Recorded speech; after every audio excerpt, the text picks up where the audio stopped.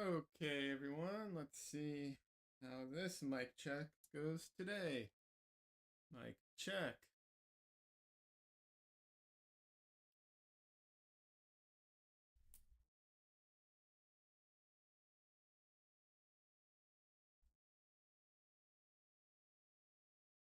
I see that is very low. All right, now let's try this again.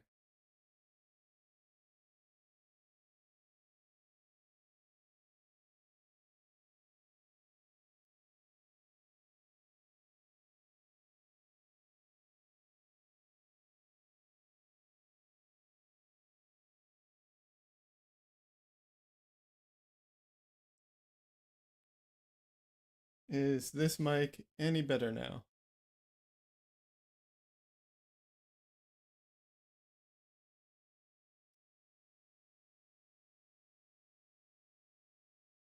Okay, I think this sounds pretty decent.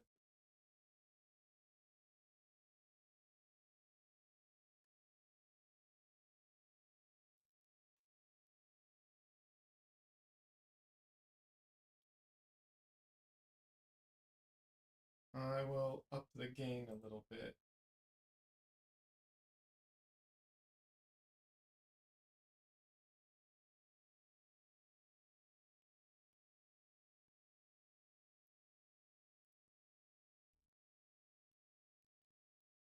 All right, now the mic should be pretty good.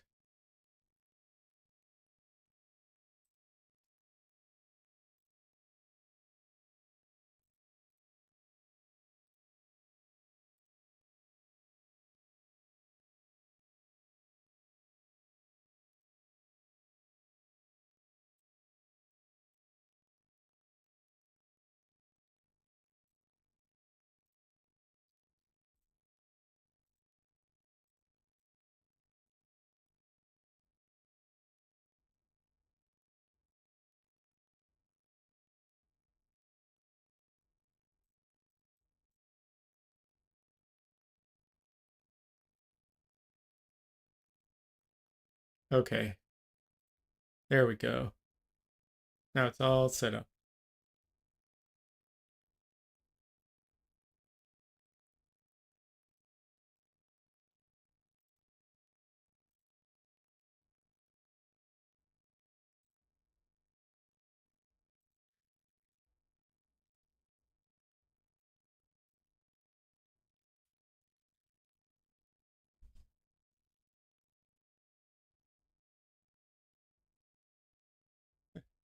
Alrighty, how's everyone doing today? Hope everyone's having a good weekend.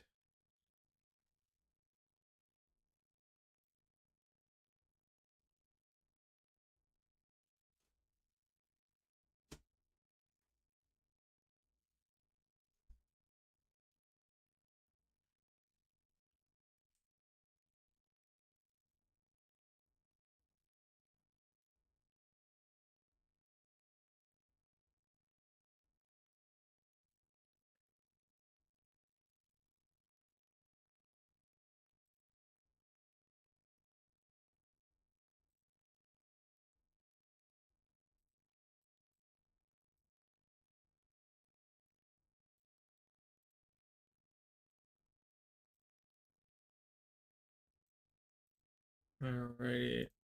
Everything looks like it's working okay now. There we go. Alright.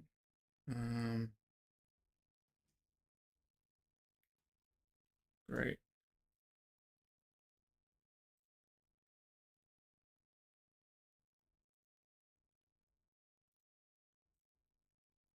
Alrighty.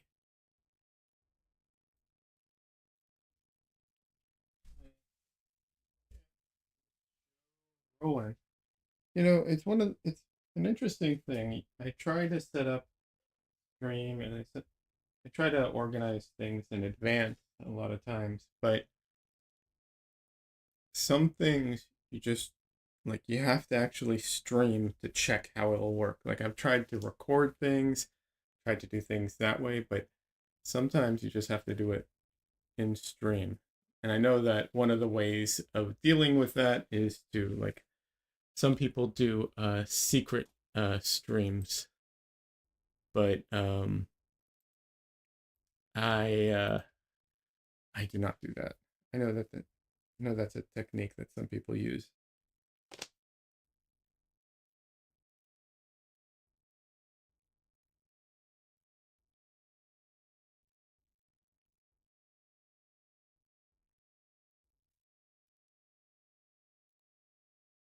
Um, okay, why is that concerning? Hold on a second. Um,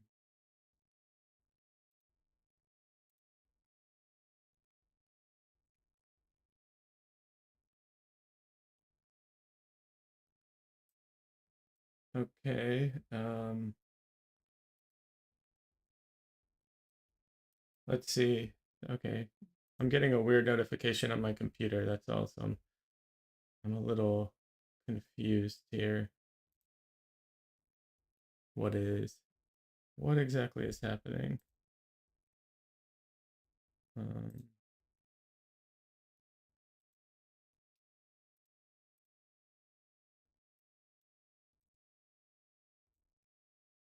all right. Let's see if this is any different. Um, yeah, I don't know why I'm getting this notification. This is very strange. Sorry, I'm getting weird like heads up notifications.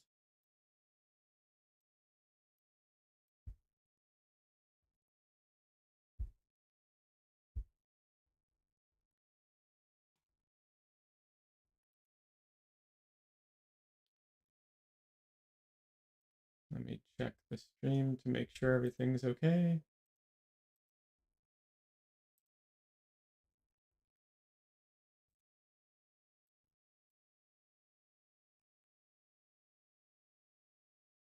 All right, let's see. Does everything sound okay? Hey, Des. Des says everything sounds good.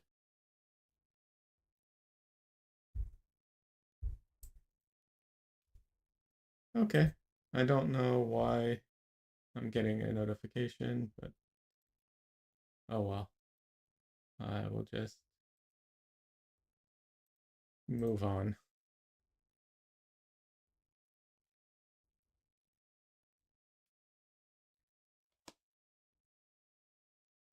I probably should update my OBS software. I'm like a few versions behind at this point, but I don't know if I can update it because of the filter that I use that I don't know if it's supported or last time it wasn't supported and caused all kinds of problems.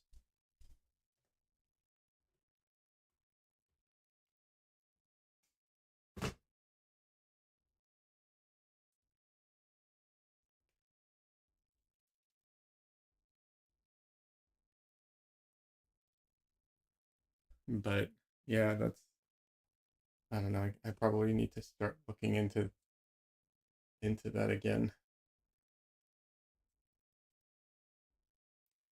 I'm actually using a different mic today than last time. So we'll see.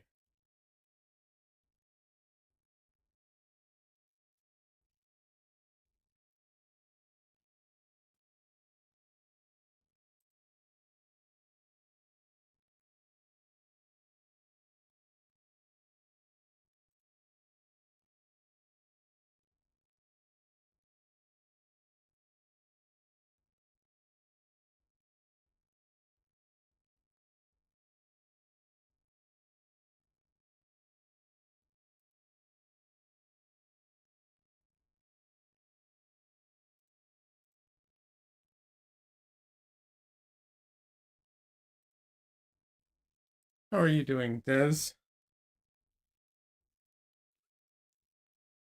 Uh, did you have to did you have to go back to the dentist? I vaguely remember you saying something about that.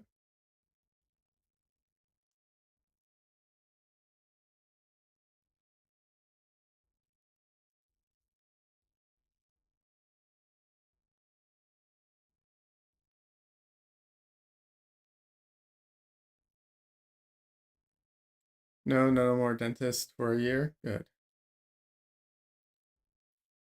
All right. Everything is dry here. Good.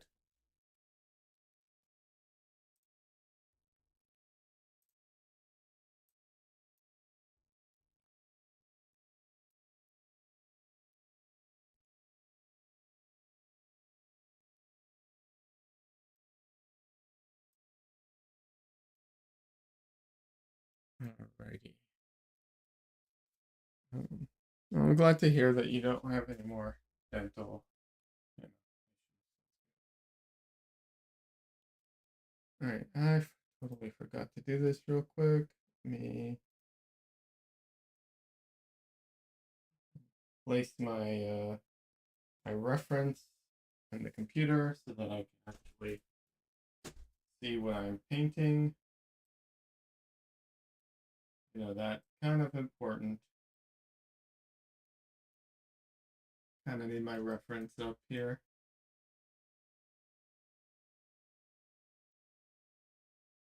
Totally forgot that.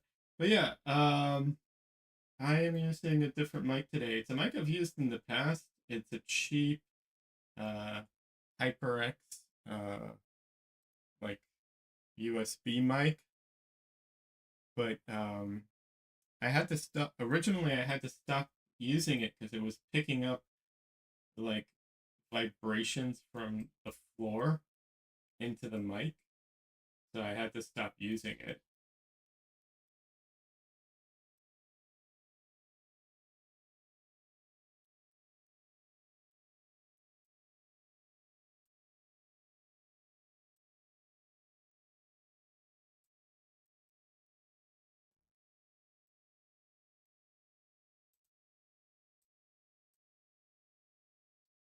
There we go. All right, now I got my reference up.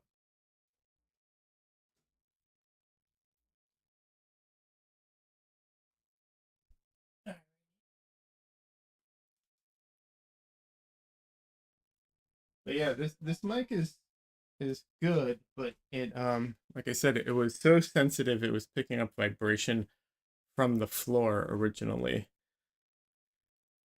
But I bought a cheap like vibration mount thing for it.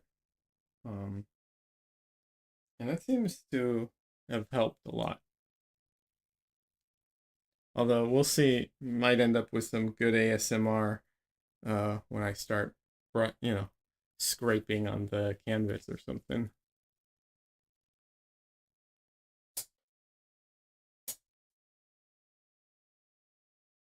It's definitely picking up more sound or like room sounds, but yeah, hopefully it's not too bad.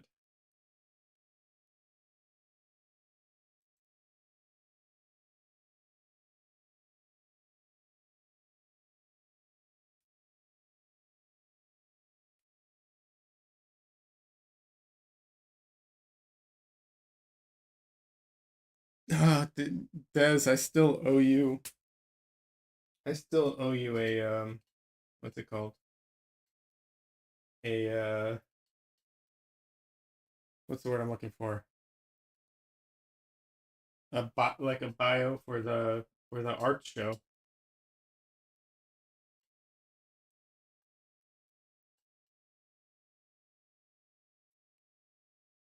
The bio, yeah. I still owe you that. Try and get it done ASAP.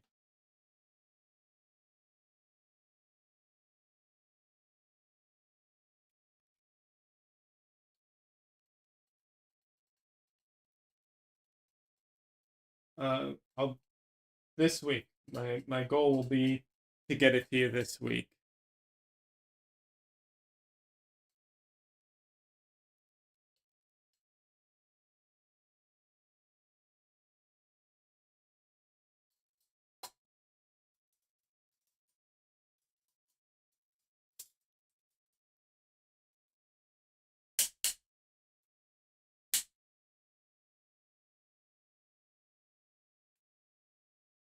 You have to redo yours. Yeah, artist bio, like making a good artist bio is not easy.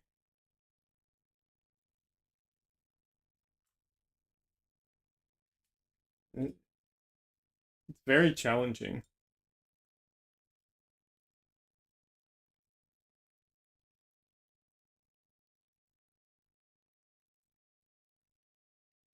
You've emailed two printers, and no one is responding, so you'll have to go in person and bug them. I just don't think you have enough details to get a good estimate, uh, and you don't have a car. That's rough.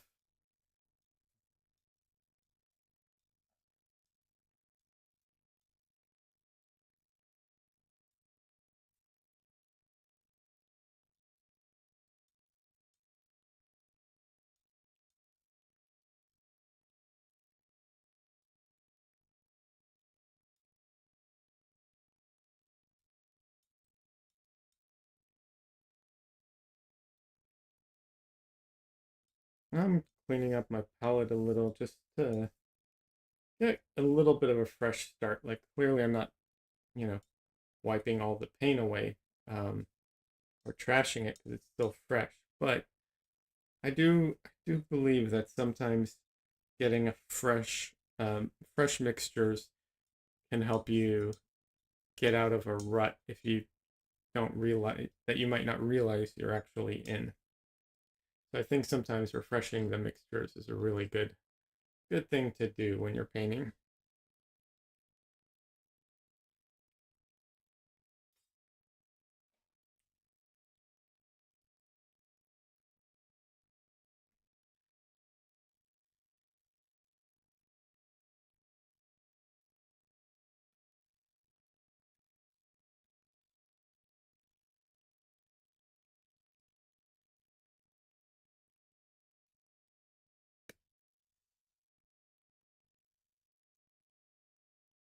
I'm surprised you can't call and, or I guess you did call and leave a message and they haven't gotten back to you even if you call them.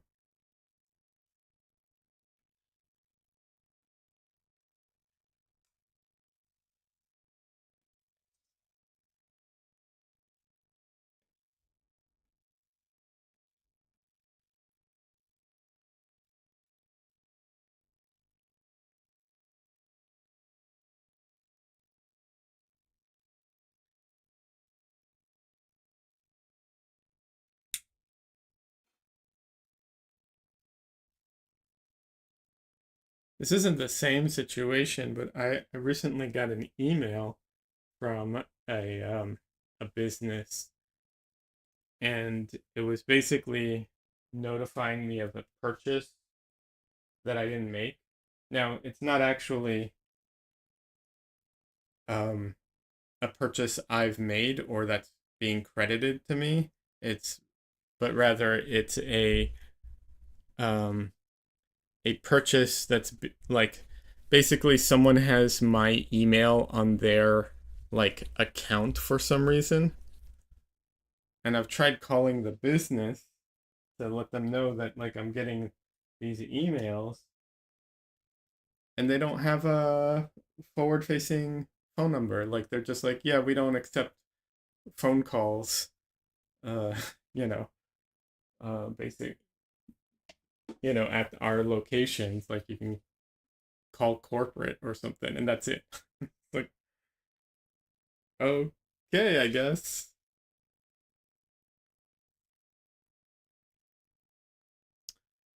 This says I hate calling because I need to have all the info, let them and tell them ready and available. And in the email, you can take your time and organize it. You suppose you could list things out for yourself and then call? Yeah, I would definitely try calling before going in. And you know what a good thing to say is when they answers, be like, "Look, I apologize. I probably don't have all the details that I need. If you can help me figure out all the details that I do need and all the information that I do need, please help me so that I can get that and then be ready. But I need to have a general idea."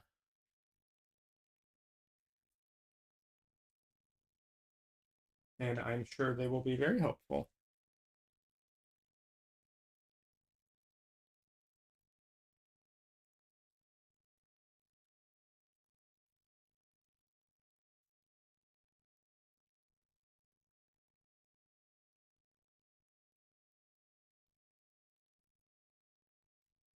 I'm going to oil out with some oleo gel today.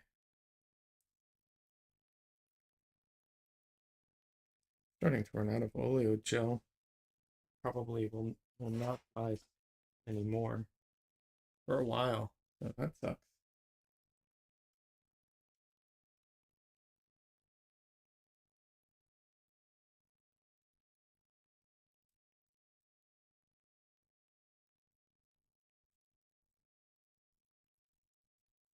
The reason I'm not going to buy oleo gel is not because I don't like the product. I love it. I just yeah, I have to buy it from Natural Pigments, and I don't buy a lot of stuff from them, so it's like the only thing I buy from them, and it doesn't really make sense when I can buy stuff from like Jerry's or cheaper and more things and get free shipping. And honestly, I still have a little bit of gift card left there and so on. So that is why. All right, let's see. So I can oil out. I am gonna kneel next to my painting so I can see the areas that have already oiled out and areas that I haven't. Ooh, some of this white wasn't 100% dry. Some of the pink there.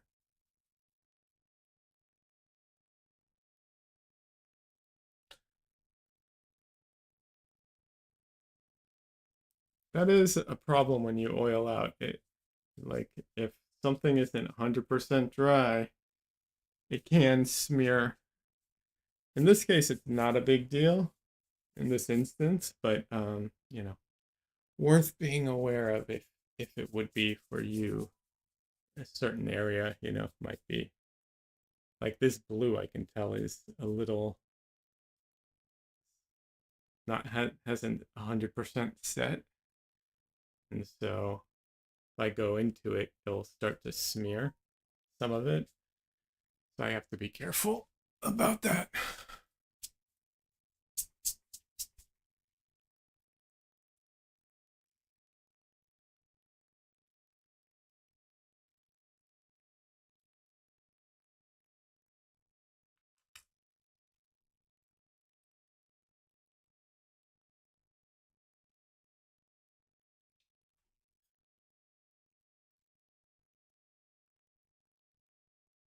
Oh, sorry, I just have to stretch my back for a minute.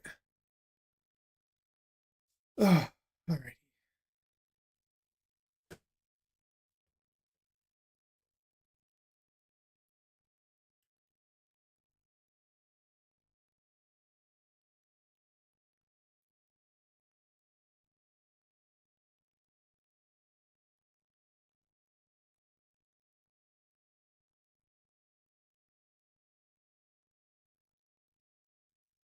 All righty. Let's see.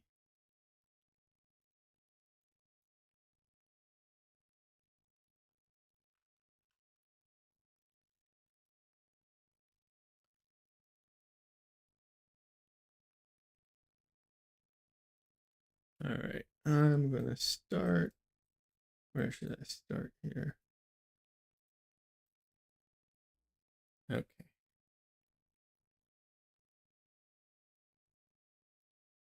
I'm just gonna start by uh,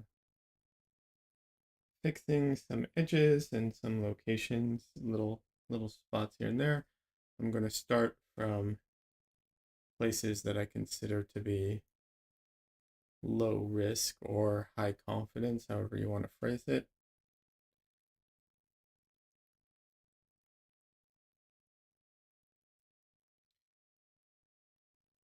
They high risk, low risk, high confidence both kind of refer to the same thing, but they aren't exactly the same thing. Basically, the idea is it's areas that you're not worried about messing up as much, because they're easier to do. You either have high confidence, so it's easier to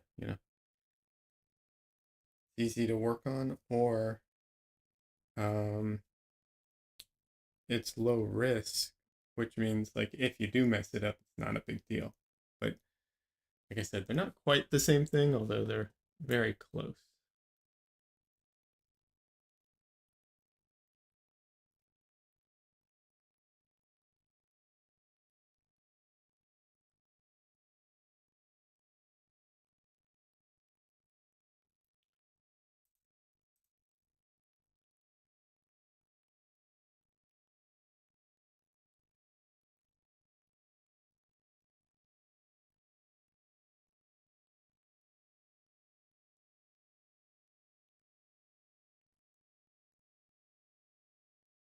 I will be getting into the face, of course, very soon.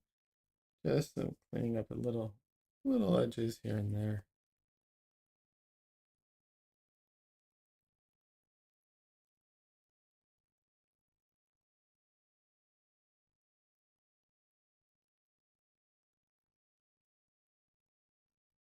Like I said, I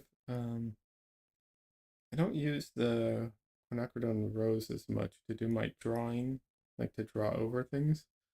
But sometimes I'll go back to that. Still a good technique. Not like it's a bad technique or anything.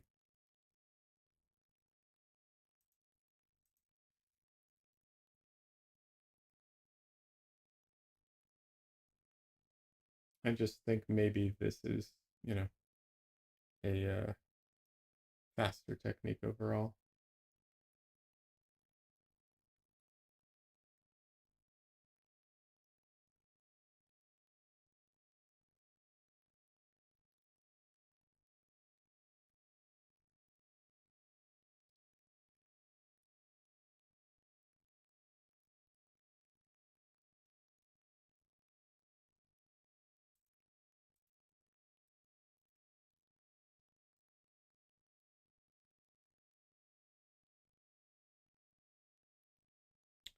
So right now, for anyone who isn't familiar, what I'm doing is I have my reference and my and a photo of my painting overlaid on top of each other in Photoshop. Well, you can use any program you want, doesn't really matter. Um, you can even do it manually if you wanted to use what's it called? If you wanted to site size it, you can actually do it manually with you know, no computer needed. Um, Although it's not as accurate. But yeah, so I'm just going through it and I'm trying to find all the like edges and stuff that may have drifted a little bit as I was painting. I'm just trying to push things into the right location.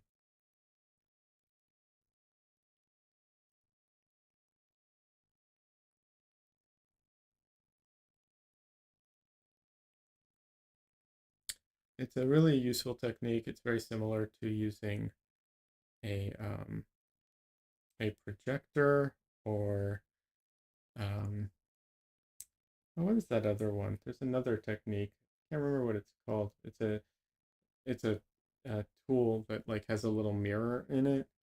Kind of awkward to use, so no, most people don't really use it. But yeah, something like that.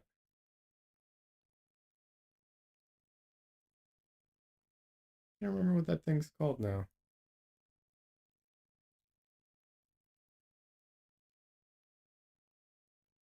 It's like a little prism mirror thing that you look through, and like when you're looking at your drawing or painting, it lets you see your reference in one eye, and so it like overlays them, and you can you know place everything.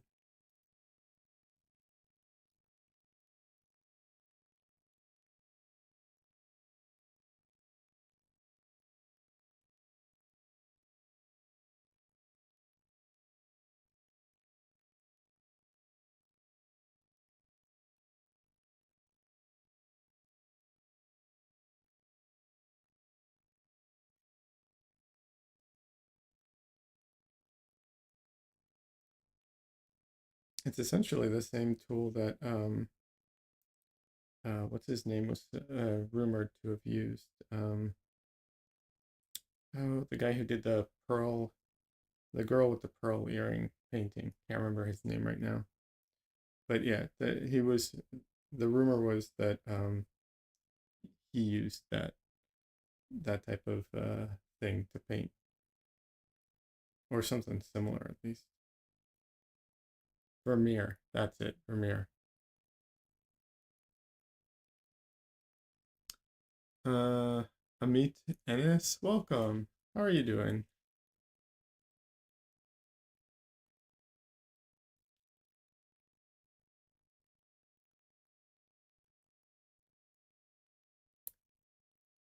Amit says, "Wow, so cool oil painting." Yeah, thank you. Appreciate that. Uh,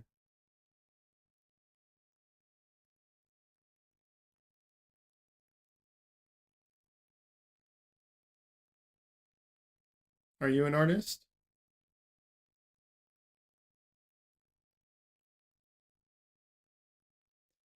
Oh, Amit Tennis. That makes Amit Tennis. I'm sorry, that took me a minute. You know. So, you watched the U.S. Open finals. Nice. Des is watching it on the background. Got it. Nice. Amit Tennis says, "I'm learning to draw." Oh, awesome. That's great. Are you going to school or are you learning on your own? All is, everything's fine. There's no right answer. I'm just curious. Generally, people who go to school also learn on their own. It's not like it's one or the other, but, you know, just curious. There's so much resources out there. So, that's one of the great benefits today. You're learning online. Oh, very nice.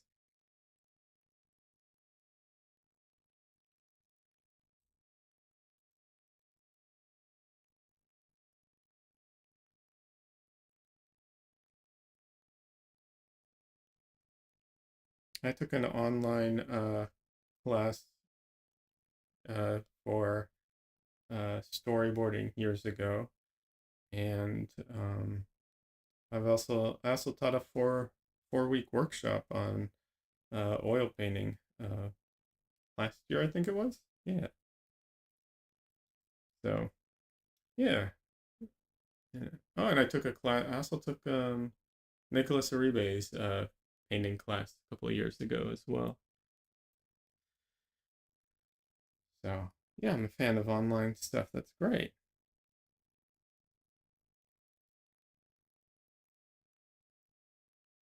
What type of drawing are you interested in learning?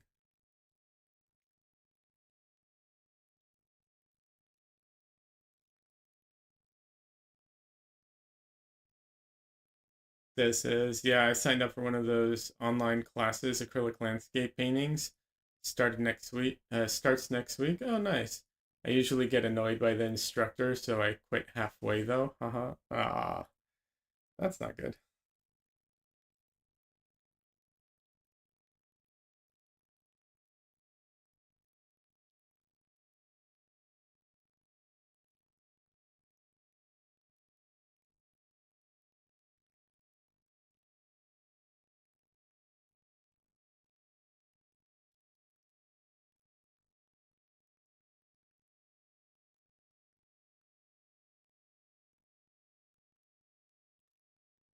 Also, Des, why are you doing acrylics?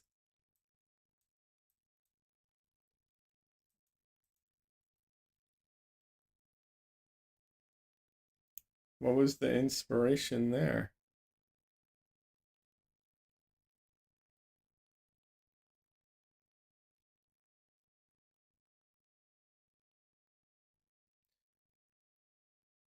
I did take art classes at an art school in person for years. And I do also think that that is great if when you can afford it, and it's an option if the teachers in your area are good. I do think those are also awesome to do.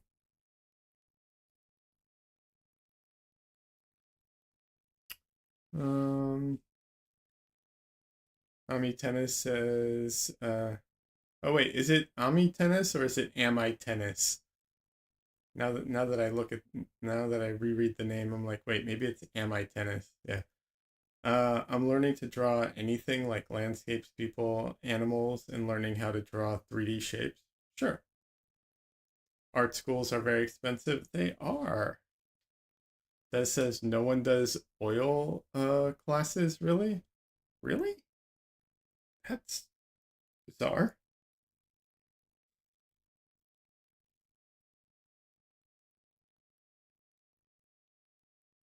That says ami equals friend in French? Question mark? Ooh, interesting. Could be.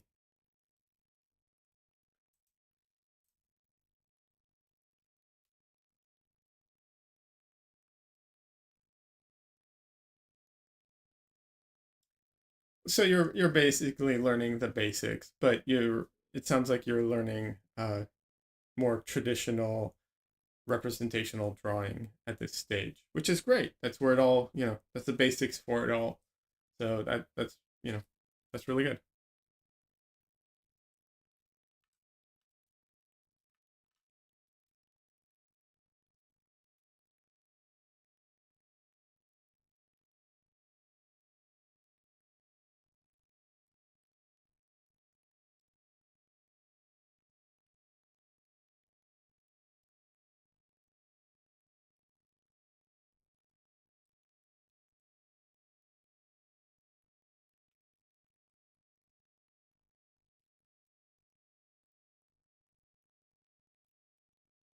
And my tennis says I am not French. Fair enough.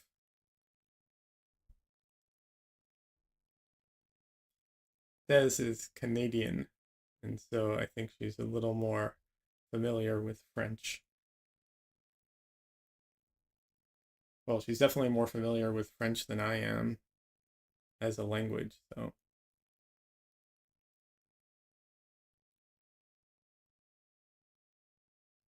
you can draw animals and landscapes and animals, but you struggle to draw faces.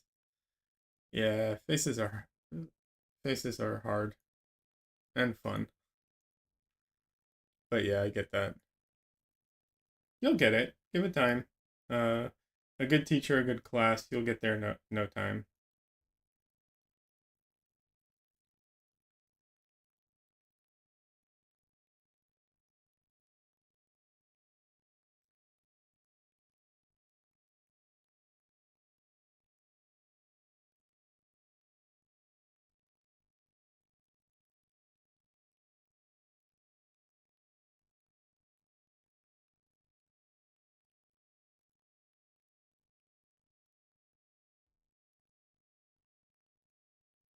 How do you know the likeness of a person when drawing?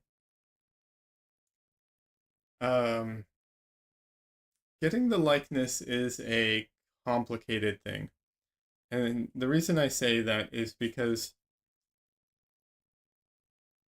there's two ways of doing it. And they're obviously they're related, but trying to make it an exact copy of like what you're looking at. Um, and by exact copy, I mean like all the proportions are in the right place. Um, the other is if you do caricatures. But the thing is, they're related because it, if you can do both to a degree, then you can kind of push it a little. You know, you can favor like real drawings, but if you need to accentuate something, you can push it a little bit to get the likeness or to get the personality more if you need to. So I would say do learn caricature drawings. a little bit. You don't have to be like an expert at it, but learn a little bit. But the basics for all of that is um, there are some drawing like armatures that you can use, where it's like they structure out the face. Knowing all the muscles and knowing the anatomy is important, but knowing those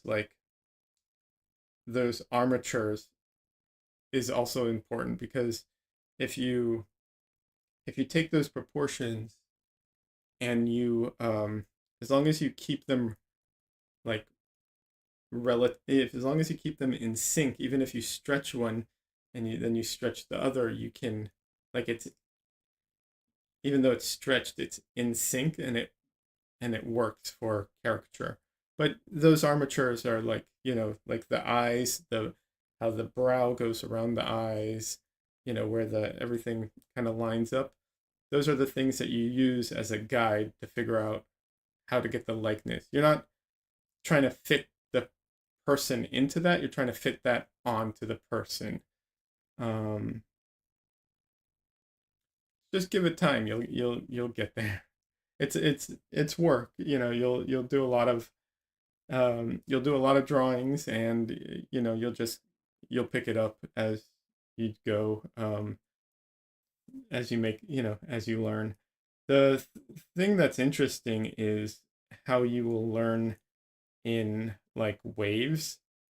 Um, to give you an example, when I was learning, when I was in art school, I one of the things our teacher one of the exercises our teacher gave us was to do um, tracings of people and to do the like mask, the armature mask or whatever it's called, on the people, um, over their faces, and then we would trace the people's features individually. So I'd do like a bunch of eyes and a bunch of lips and a bunch of mouths and noses and everything.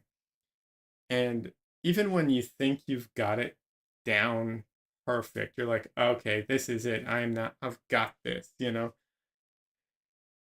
When you come back to it a couple years ago, you look at that stuff that you did and you're like, even though I was tracing, even though, like technically it should be easy, right? You're tracing, like you're just copying. You get so much better over time, and when you go look at your older stuff, you're like, oh my God, how did I ever think I had this and had a good grasp of this? It's funny how that happens. So, you have that to look forward to. You'll get there. Just give it some time. But yeah, if your teacher doesn't teach you how to like structure the face, if they teach you the anatomy, that's great. The anatomy is fantastic to learn. You should learn the anatomy. Always, if you can, always learn anatomy of anything you're drawing. But if they don't teach you like the simplified anatomy as well and the simplified like design, there's a few books online that you can find. I think it's like Vilpul is one, and then there's uh not Leindecker, Loomis. His is a little complicated, and then there's a few other ones. A few common. Oh, Bridgman. Bridgman's a common one. Bridgman's Guide to Drawing. I think it's the Guide to Drawing Anything. I don't remember. His book's fantastic. Um, and then of course you can look for animation stuff too. A lot of the animation, um, a lot of animation stuff will teach you all of that. A good channel online that has, I think, a lot of free information, or at least they did last time I checked, was the um, oh, what's his name? Proco, Proco Studios on YouTube. They have a lot of free drawing stuff, and they also I've seen some videos about caricatures there, but yeah, caricatures is a great way of learning how to do likeness, or if not how to do likeness, how to help with likeness and how to take a take that and push it to the extreme.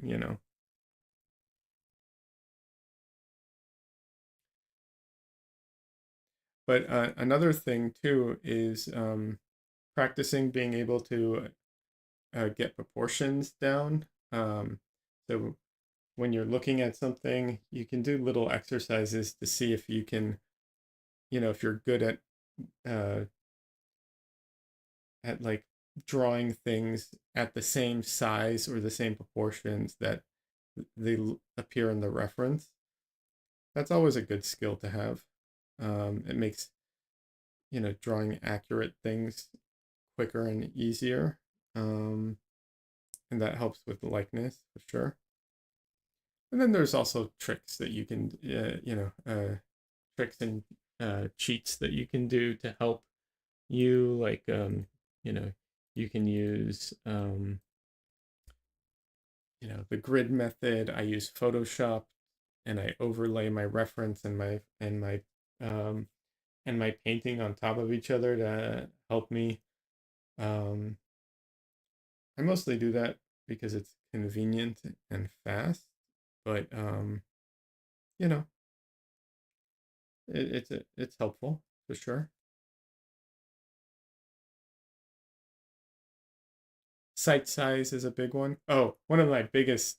This is honestly one of the biggest advice I would give anybody is always make sure that your reference image and your painting or drawing uh surface are the same proportions. That will if if they're not the same proportions, you don't realize how much you're unintentionally measuring things from like the edges. Even if you're not meaning to, your brain just does it automatically. And so you're really messing yourself up if you don't crop your reference and your surface, your drawing surface to the same proportions. You're really making your life so much harder.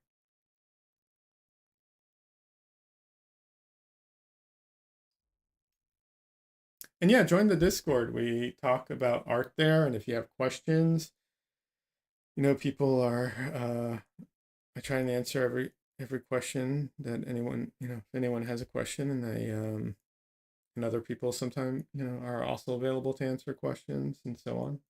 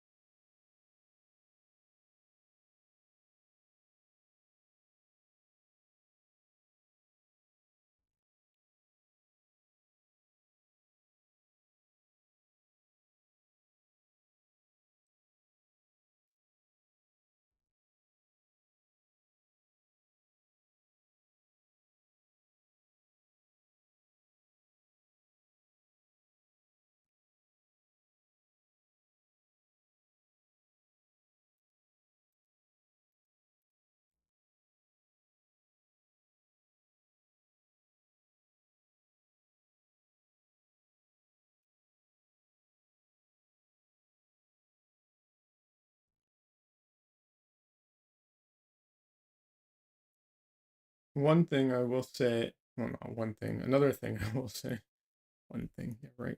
Um, Another thing I'll say is that when I used to draw people, I would start with the eyes, and I don't do that anymore. Now I'll draw the area of the eyes, I'll draw the like shape of things, but I won't go in and detail the eyes at all. I will draw the whole head, and I'll do the placement, and I'll draw like shadows and stuff for the eyes, indicate where they're supposed to go. But I leave room for basically for fixing it as I go, because as I as you do the drawing, sometimes you need to adjust it and so on. And I usually leave the eyes, towards the end. In this case, the placement of everything is already kind of set, but I'm still not going to detail up all the details of the eyes. Um, it's just the eyes are so prominent in this particular painting, that I kind of got to them a little earlier than I normally do. And there's also not really a lot of shadow for her eyes, so I kind of had to just get the placement, but I'm not going to go in and detail the eyes much more than they are currently until the end, because if they need to move a little and adjust, I give my space, I give myself space to do that. And then if everything is the correct proportions, at the end you just kind of put in that fine detail and everything looks really good. You know, you just kind of drop them in place, kind of thing. Uh, and that way you're not fighting the whole time trying to keep the eyes looking good. You know, you can focus on your proportions overall. Let's see. And my tennis says I practiced the Loomis method, uh, but you couldn't draw different heads. Um, you mean you can't make them look different? Is the thing? They all look like Loomis heads.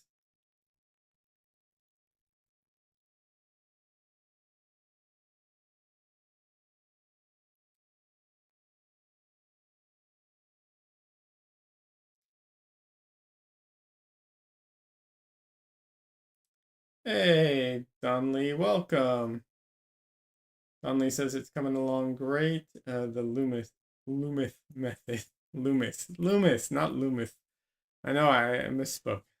Hey, Donley, welcome. By the way, I have two chats. I have chat for YouTube and Twitch. So if there's multiple people that that you don't know who I'm talking to, that's what's going on. For anyone who's confused.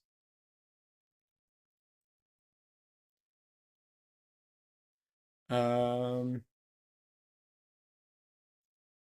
I am tennis says yes. Drew hundreds of Loomis heads. Yeah, Loomis. I get that.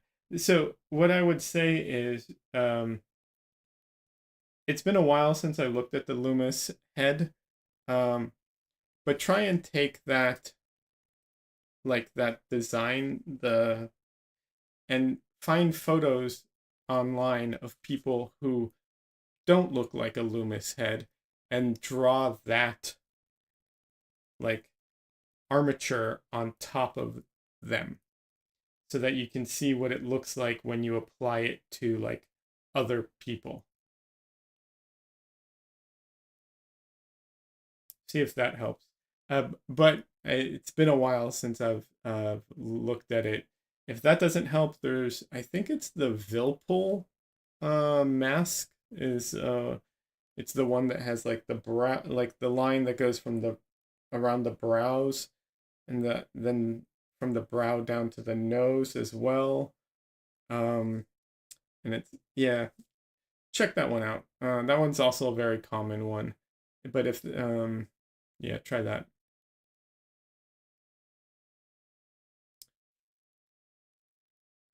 How are you doing, Donley? What are you up to today?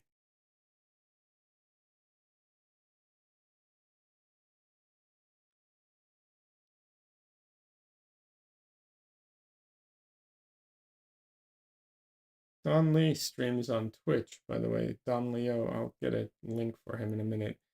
Share it and share it on my Twitch chat.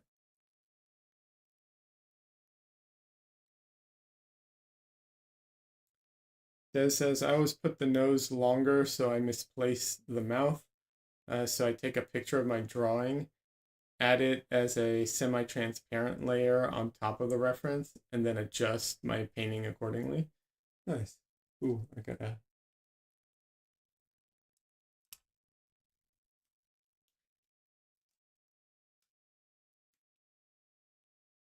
Yeah, I'm trying to remember if the different ones.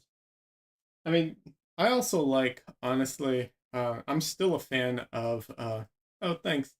Thanks, Des. Yeah, that's Don Lee. He does digital art and streams on Twitch. Um, I also like, I still am a fan of How to Draw the Marvel Way. I know it's more comic booky, more cartoony. I'm still a fan of it.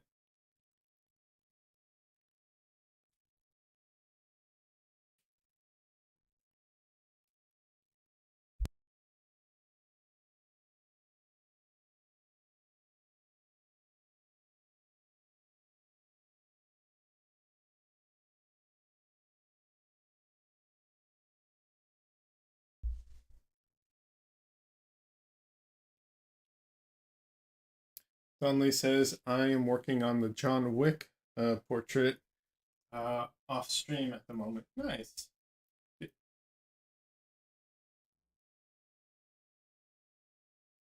Des just asked if the question I was going to ask, which is, did you get Rebel 7 to work without crashing your PC? I was just about to ask that.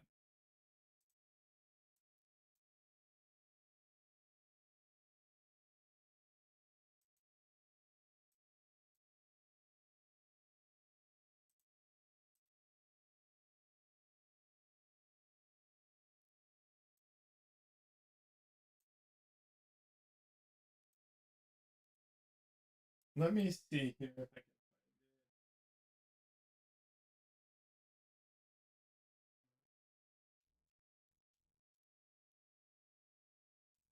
All right, let me see if I can get the face.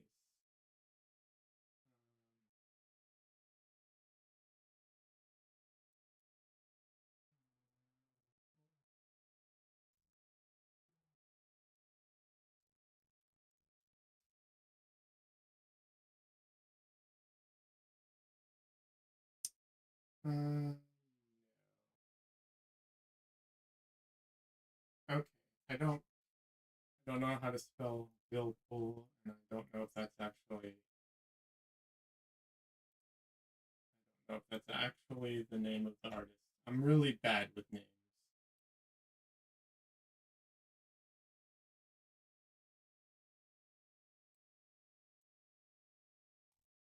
I'll find it at some point. Donnelly says, I haven't tried it anymore since I was frustrated.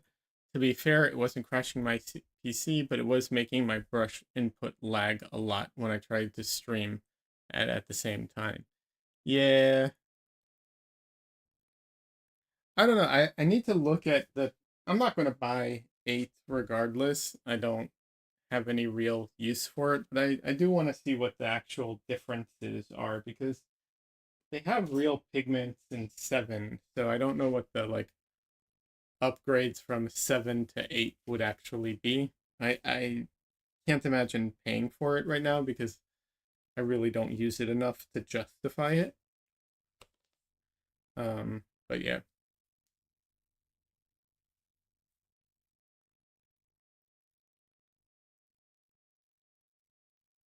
we're talking about Rebel, the software to like that lets you do real media, you know, looking digital art. That's the idea behind it. It emulates like traditional medium. It's pretty good at it too.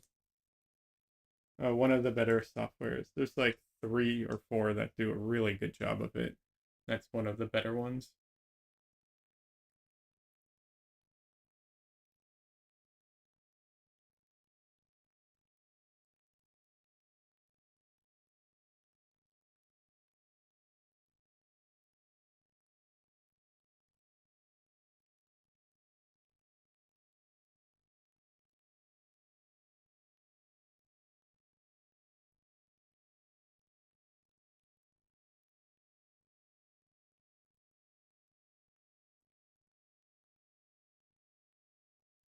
I haven't checked out. Oh,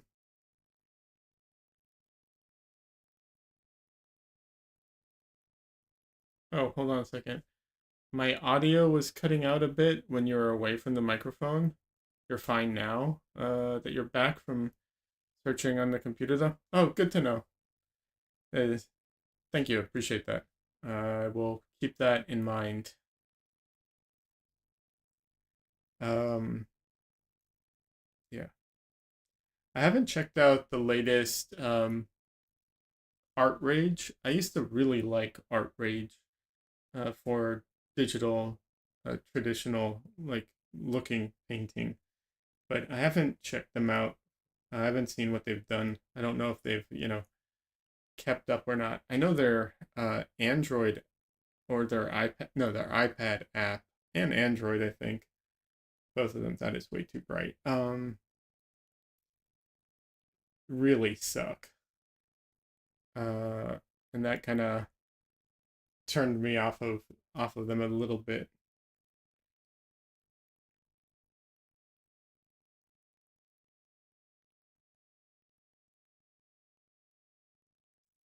But and their PC app was really good. It was very slow though, so I don't know. You know, I don't know if they've improved it over the years or not.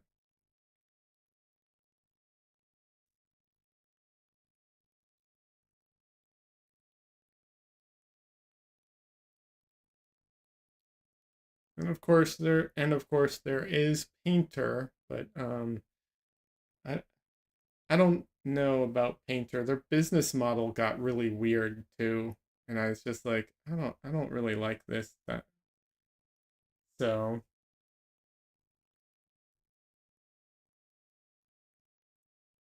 what would Mi Tennis asks, what was your biggest challenge when drawing heads, and how did you overcome it? Ooh, good question. I am going to give you a very unsatisfying answer. I'm sorry, but I know it's going to be an unsatisfying answer. Um, and the reason is it changes, right? It over the years it has shifted, you know. And I know that's not satisfying because you probably want to know what the biggest challenge is, early on. And it's tough to say because it's been so long.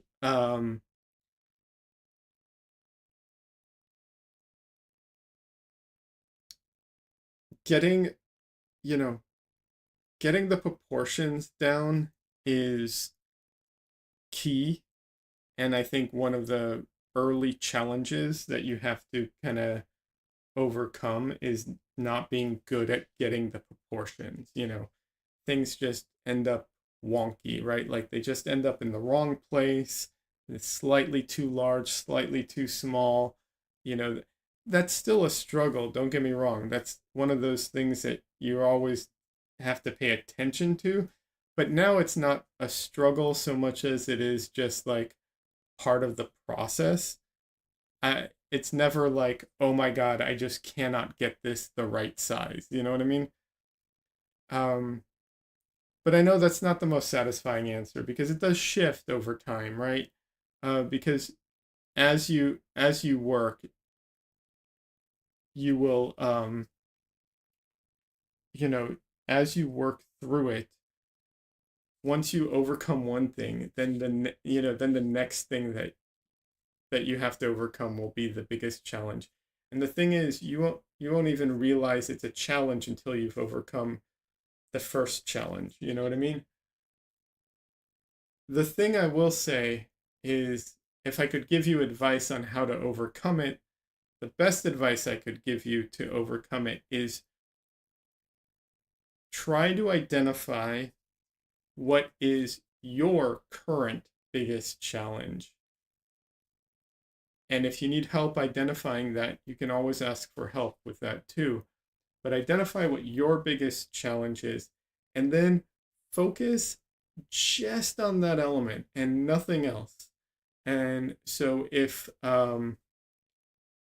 your issue is when you draw the head and you draw the face, your proportions are all wonky, do some practice drawings where all you're doing is proportions. You're not doing any detail, anything like that. Just simple shapes just to get the proportions right.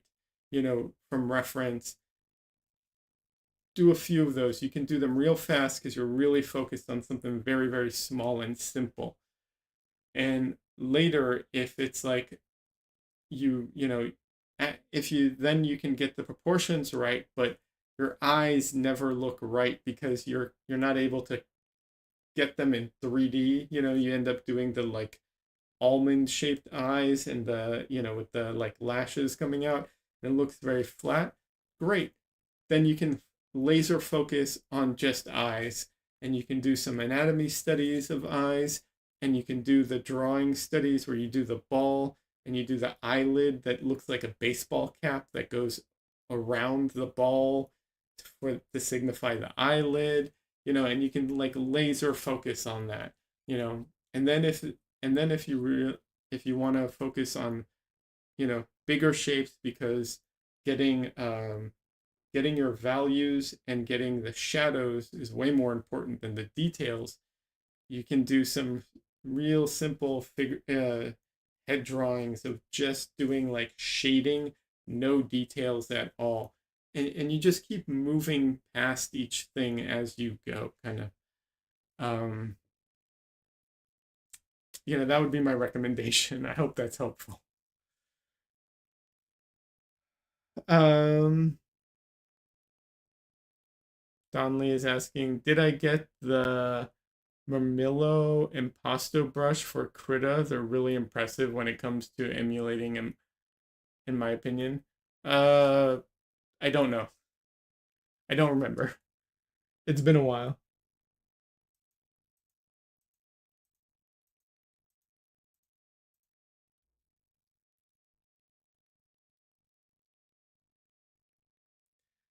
MI Tennis says, nice advice. Thanks. You're welcome. I hope that's helpful. That's how I would approach things now. Um, yeah, I read the I listened to this book about like how to like develop excellency or whatever, like and it's the author of the study that um originated the 10,000 hour myth. He, Although technically his friend is actually the one who like popularized it, but he's the guy who did this. The book I read was the guy who did the original study, and it's a very bland book. I've recommended it to a few people, and everyone who has, listened to it or watched or read it says it's very, very bland and gave up. Um, but you don't need to read the whole thing. But yeah, the basic of it, of the like very focused, uh, you know, practice where you can get immediate feedback. And by feedback, I mean like you will know immediately if you're right or wrong about something. That stuff is very helpful. So I got the nose slightly wrong. I don't know if it's that it drifted as I did it, but or that I just was really off about it. But yeah,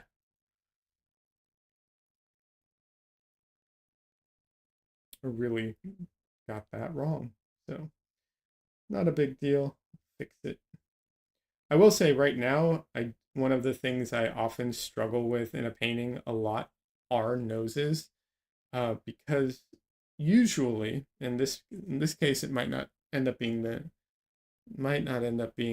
that way, but usually noses are very challenging because they are very small, and there's a ton of like little planes that you have to like get all the structure right, and it's a really complicated structure, and all condensed into a very, very small area that is also super important to, a person's likeness, right? So all those things combined um, make noses pretty challenging, um, in general. But um, like I said, one of the issues is that a lot of the paintings I do are smaller. When you're doing smaller paintings, you're trying to jam all that information into like really, really small places. If you have a little bit more room, it does make it a lot easier. Not saying that it makes it, a breeze necessarily, but it can make it a lot easier.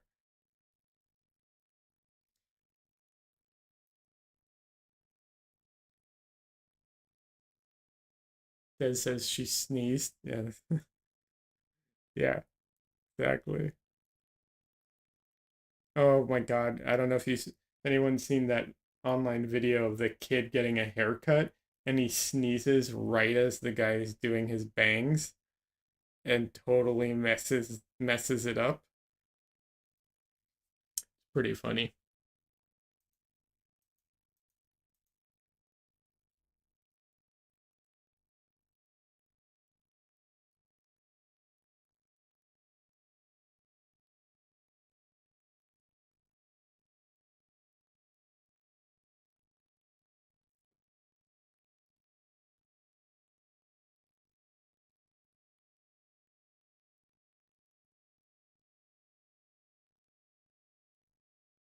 That line is too strong, but I want to have it there right now so that I, see it as I'm painting, and I will fix the like strength of it later.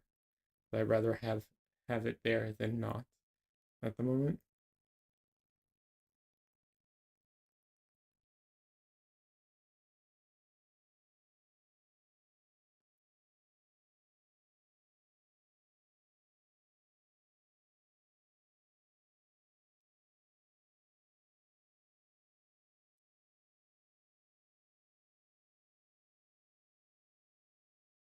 Also, some other advice I would say is, obviously work a lot from reference. Using references, the way to go. Get good reference if you can. Um, Reference that really shows the anatomy with like very strong directional light sources that cast shadows that define the features and everything. All of that stuff is so helpful if you're working off of like beauty magazines or Instagram stuff and like models where they're like made up with a ton of makeup and blasted with light and everything. You're really going to struggle to get all the anatomy and everything. So yeah, uh, work from good good reference. Um, you know, that's always helpful too.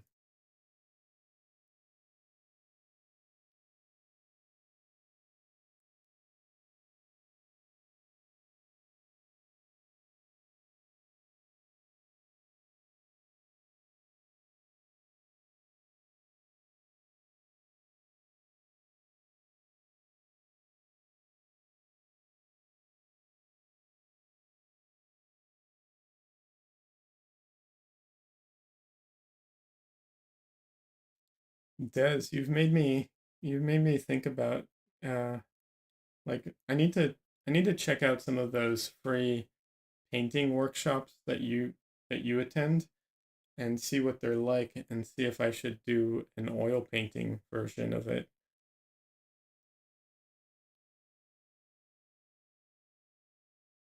I just don't know what they're like, so I can't say if I should do it or not.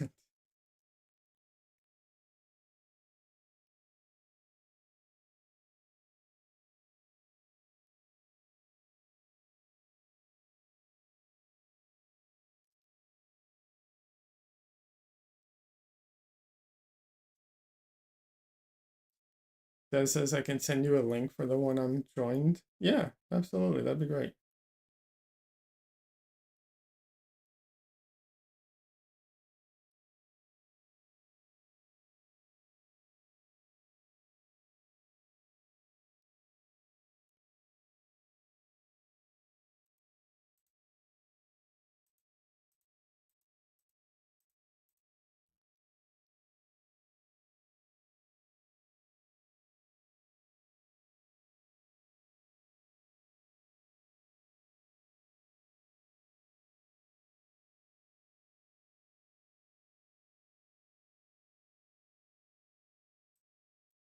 All right.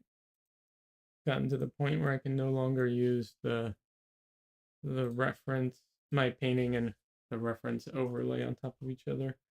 Well, wait, I take that back. There's one area where I can. Let me go do that real quick. I almost missed it.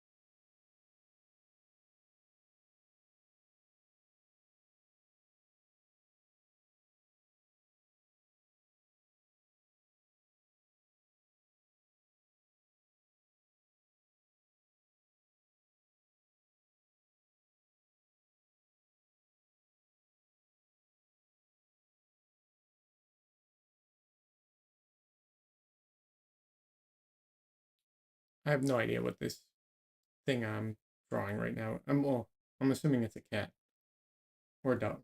I don't know. One or the other. But I really don't know much about it otherwise. Just something on her shirt.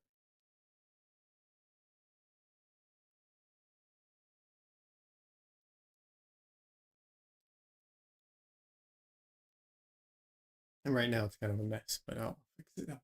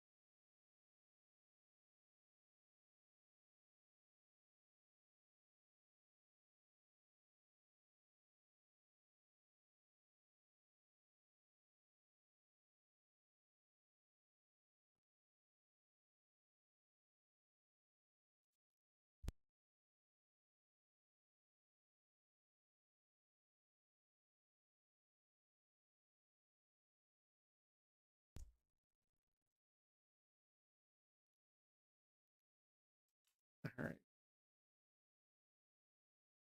Take a minute to do some stretches because back needs it. Oh my god. Yeah.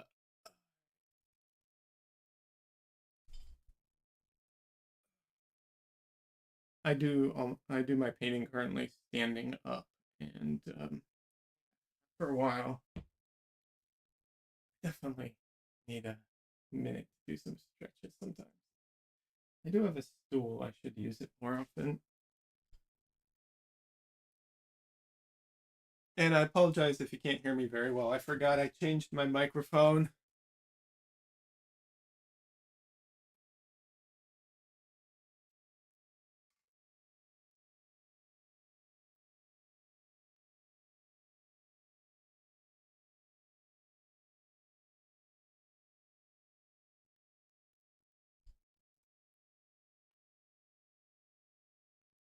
We can hear you. Oh, awesome.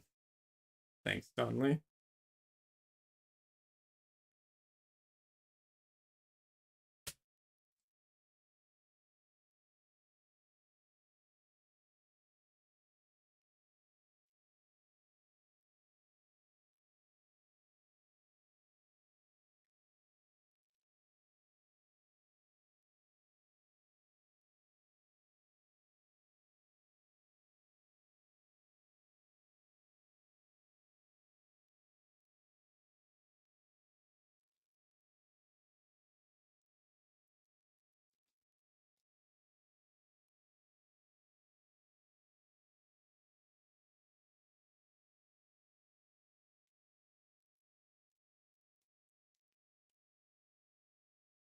All right.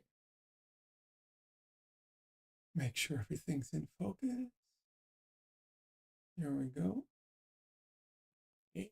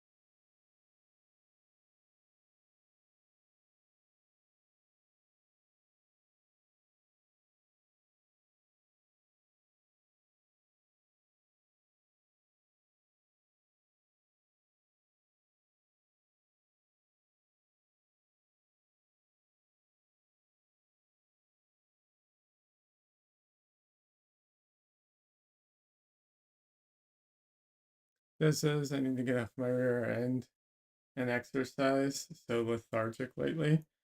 It's tough. I get it. I definitely don't exercise as much as I should either.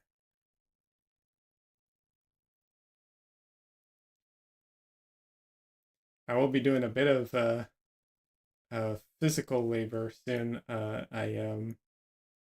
got an order from someone about uh, building uh, some painting panels and some more frames. So I'll be doing some woodworking stuff, and that is not the like most um, physically demanding stuff, but you're still moving around wood and cutting and doing all that stuff. I mean, like I said, not the most demanding. I am using power tools for a lot of cutting, so it's not like I'm like sawing away, but it's still physical stuff. And also, with how hot it can be here, I definitely, I don't know if I get as much exercise as much as I just sweat a lot, but I definitely sweat a lot because it's so hot here.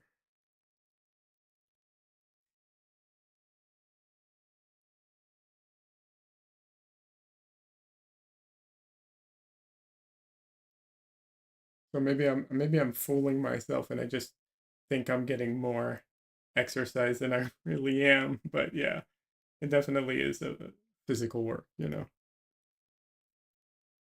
That says I'm so unhandy. I need to make some simple cuts for my miniature piece, and I don't know how. Haha. I mean, it is one of those things. If you don't have the right tools, it's amazingly difficult to do a lot of the stuff. Uh, and it all it takes is like the right tools to make your life so much easier. That part is pretty remarkable.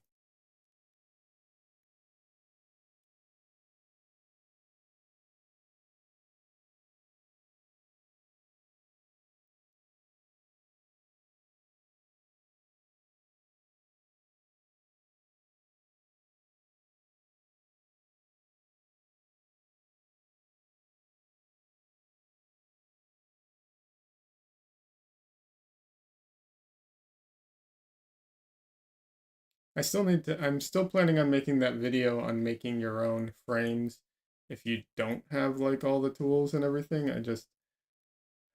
So many things I'm working on simultaneously. It's really hard to work on everything at the same time. Hey Ike, welcome. How you doing?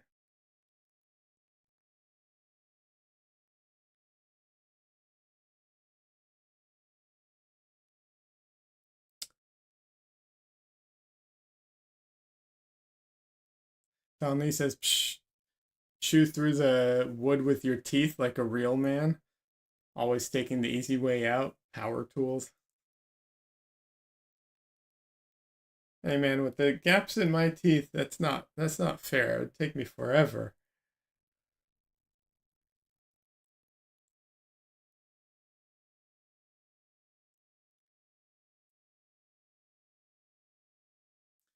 Ike says I'm okay, thanks. Hope you are as well.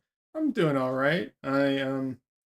So not that this is what you're asking specifically, but I'm working on some YouTube. I'm working on YouTube videos pretty much all the time, but I decided I have one that's close to being finished. Um, but I decided I'm not going to put it out as soon as it's done. I'm going to hold on to it for just a little bit and try and get like two or three videos, done and then release them. And hopefully that will help me get back on a semi, regular schedule. But we'll see how it goes because I'm also preparing. I'm going to be at a 3-day art fair. It's a local one, so luckily I don't have to drive anywhere. But yeah, that's coming up in October. So yeah, I've been a lot of very busy with not a lot to show for it, kind of thing. Um, and I don't know about you, but personally, I struggle with that because I have a hard time keeping track of like everything I'm doing, and so I feel like I'm not doing anything. But yeah, no, they're doing all right.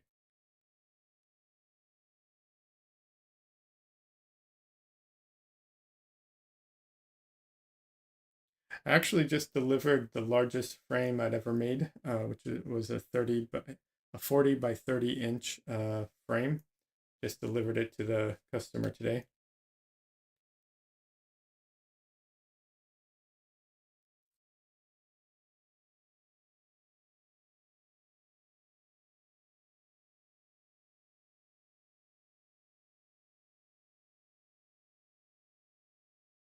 Ike says, I'm also just starting posting videos again. I don't think I'll post anything in August.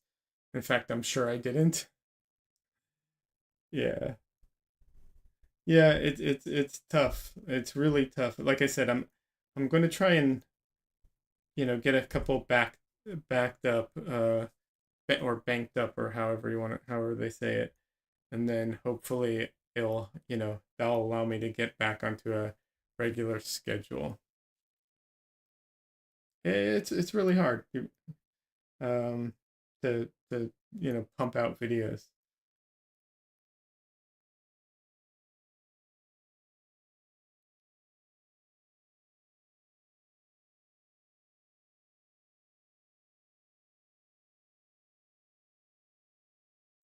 So when are you planning on releasing new videos, like, or have you released one already for September?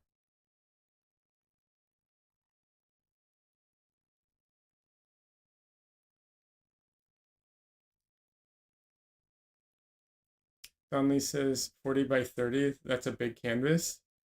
I think that's the largest I've ever painted.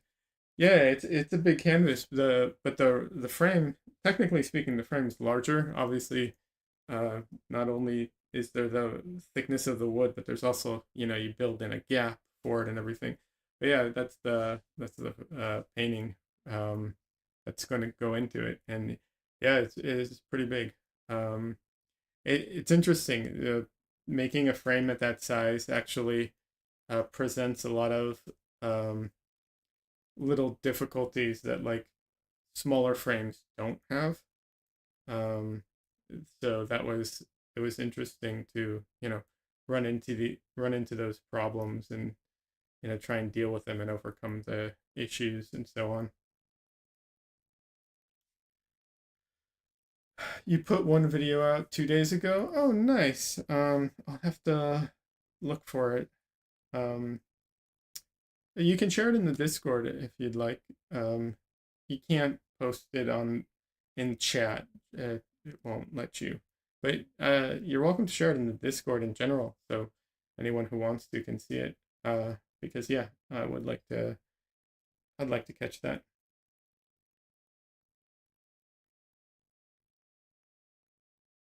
Yeah, 30 by 40 is. I have a painting that's 30 by 40, and it took a long time to paint.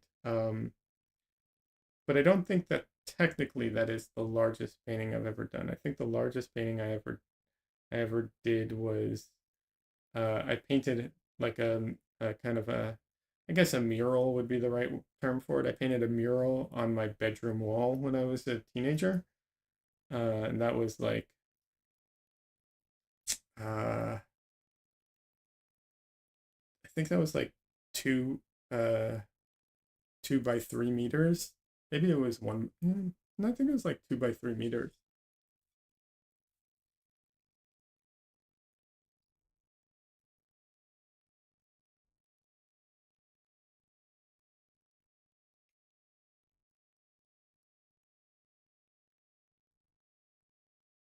But like I said, that was like in high school, and definitely not to the caliber of paintings that or the same type of paintings that I do now.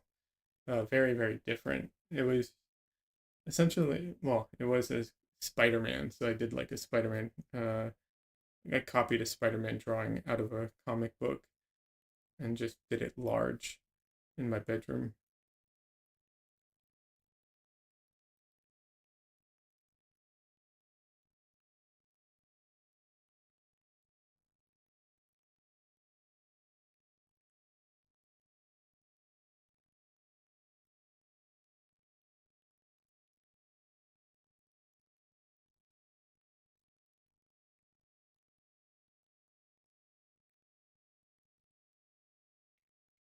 also I did it with acrylics. Um, yeah, I feel like I maybe should try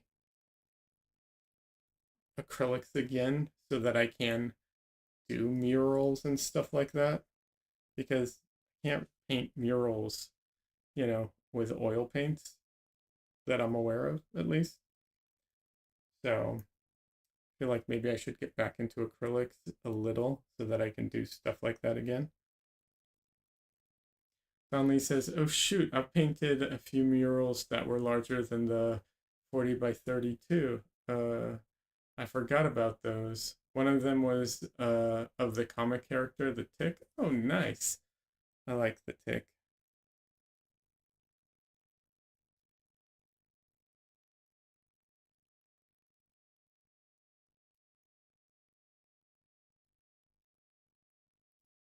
It is one of the best battle cries.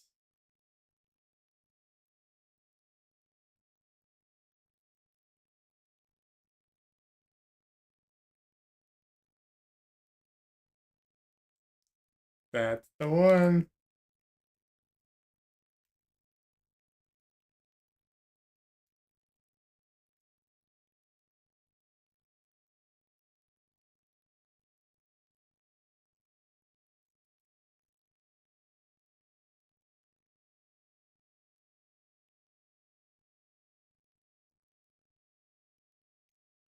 But yeah, I don't know. It'd probably be good to get back into acrylics a little for mural's sake. But otherwise, I'm really not a fan of painting with acrylics.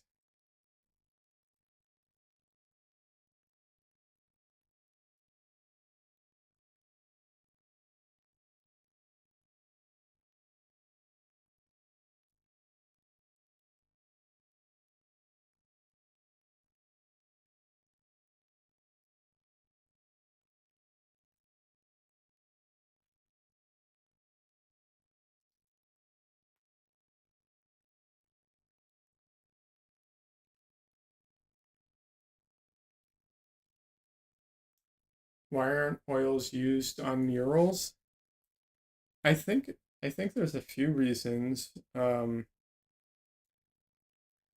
I I think it I think one of them um I think the long open time might create a bit of a problem with like dirt and dust and stuff. It'll give more time for stuff like that to collect onto the surface. That might be one reason. I don't know if acrylics are more durable. I would assume that they're actually not more durable.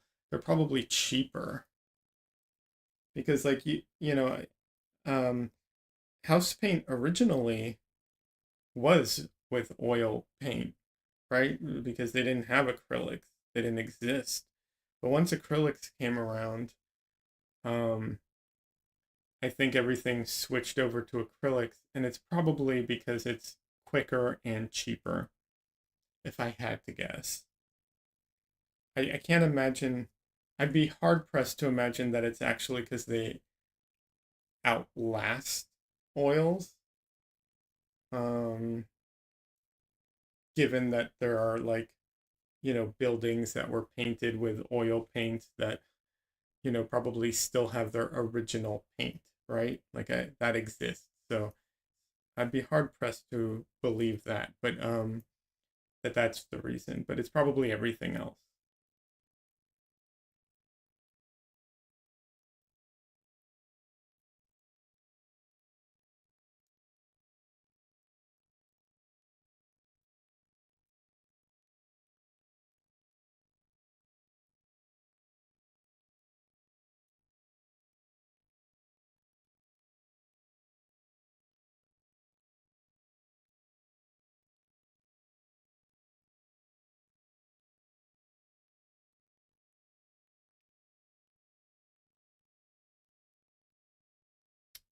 The another thing might also be the fumes.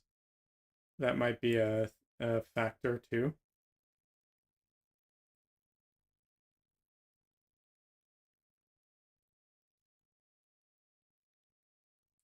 because some of the oil paint that they use for like house paint, um,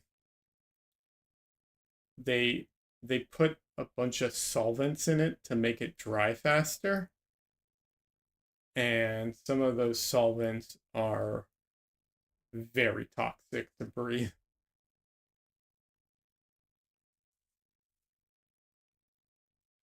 I know this from when I prime boards using something like Kills Primer. Um, that stuff has some toxic solvents in it that really you don't want to breathe that crap.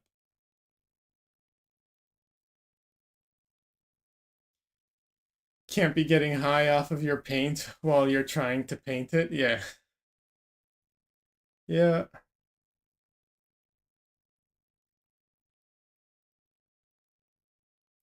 Although that is one thing that people often get wrong about acrylics. They assume that, oh, acrylics, it's water based, it's all fine. Acrylics, as they dry, uh, they can off gas and they can produce some really toxic, nasty stuff to breathe as well. A lot of people are unaware of that, but yeah, you got to be careful with that stuff too. I always say this. The only time I've ever gotten sick from breathing fumes from my paint, and I'm talking about, in my studio, not like house painting stuff, was from acrylic. I used an acrylic medium to seal a surface, and this was a different medium than the plain acrylic medium that I often use. Um, and that put off some nasty gas that I wasn't aware of. I couldn't smell it, but I was sick for like 2 days from it. So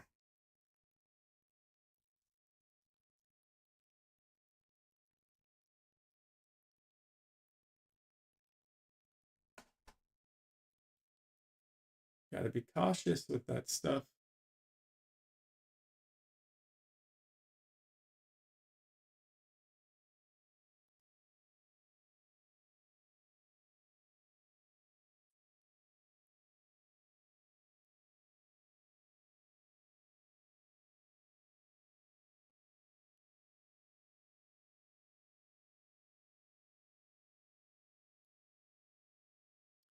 Donnelly says, "Whoa, guess I'll have to make sure I use my window fan if I get back into painting."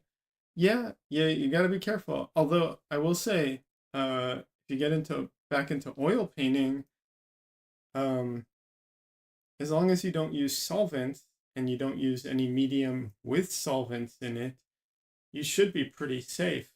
And now with the miracle medium, if you end up buying that, you don't really need to use solvent for almost anything. You can really reduce the use of it, um, and reduce the fumes that you have to deal with. So yeah, it's there are ways of doing it safely. And like I said, this was a particular acrylic medium that put off a lot more fumes than other acrylics I've used in the past. But you got to be careful of it. You never know, right? And I don't have a great sense of smell, so I could not smell the fumes at all. And it, on the bottle it said AP or whatever it is, the symbol that's like, oh, this is a safe. So I didn't think about it. I didn't think there was, I didn't I assumed, oh, it's safe, right? It has the little like non-toxic warning thing on it.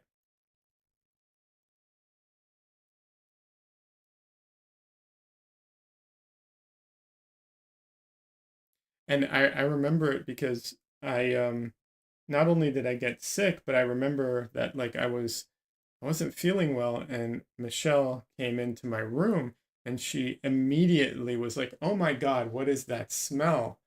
And I was like, "What? I don't smell anything." And you know, and then we aired out my room and everything. But yeah, did I say it's called Miracle Medium? Haven't heard of it before? Yes, it's Miracle Medium by um, ooh, one second, I'll remember the name of the company. Um, Michael Harding. Um, it's not the cheapest thing in the world, but it's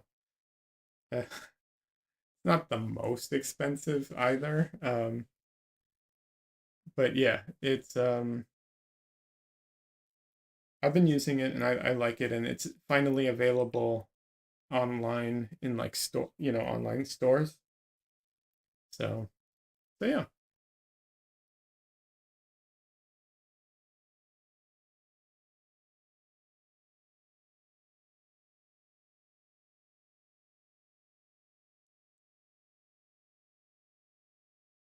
If I didn't have a gigantic thing of Gamsol, I probably would buy a ton of the Miracle Medium, um, and just use that for cleaning my brush and everything. But I have this giant thing of Gamsol, so I'm going to keep using Gamsol and Miracle Medium. I just, I don't use Gamsol very much.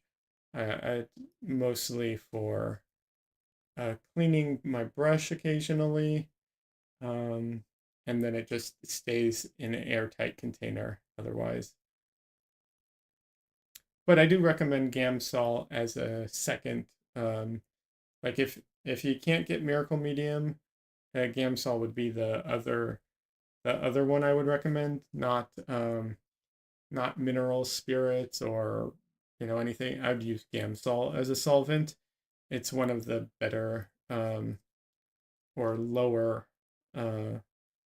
fumes solvents out there.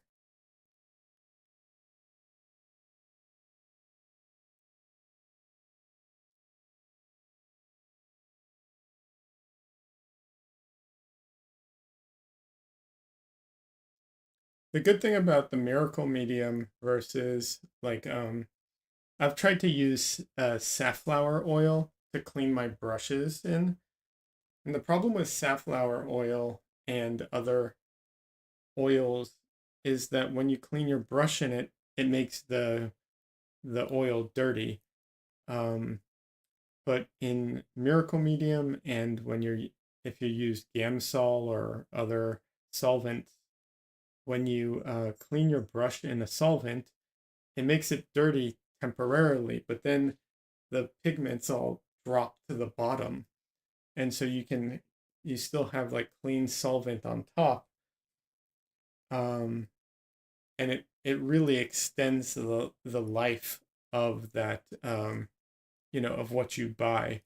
But when you're doing it with the oil, that's not what happens. So I gave up trying to use safflower oil to clean my brushes because I would just go through so much of it, and I was just like, I can't keep buying, bottles and bottles of this stuff, um, and go through it so fast.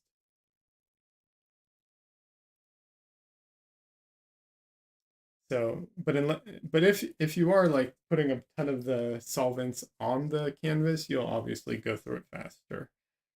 But if you're using it mostly to clean your brushes, yeah, it lasts a lot longer that way.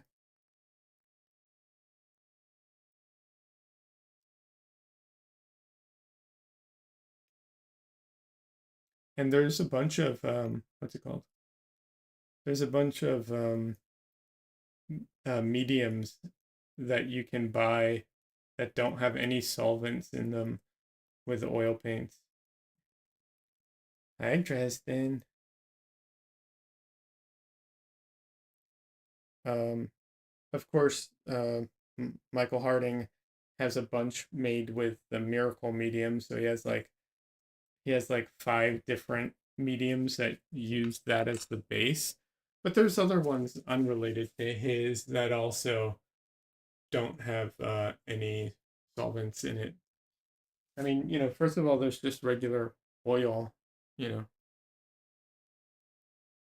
And if you want an oil that dries it faster, there's an alkyd walnut oil from um, um,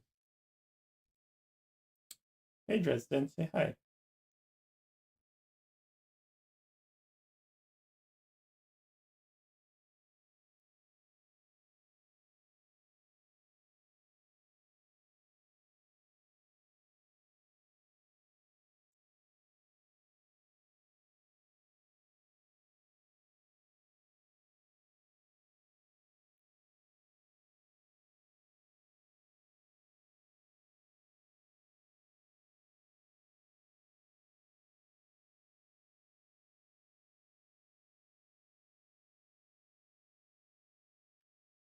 Anyone who doesn't know, this is Dresden, named after Harry Dresden, the wizard.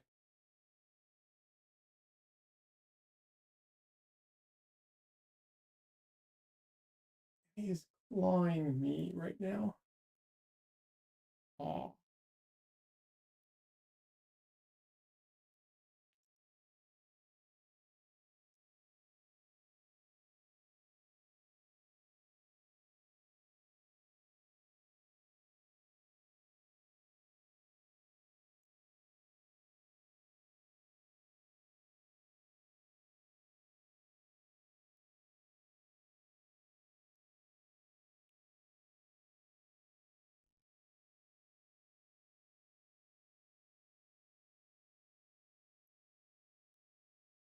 Dresden, why are you licking my beard so much?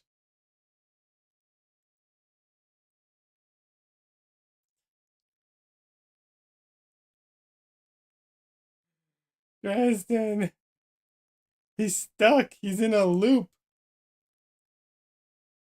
Dresden, stop, little boy, stop.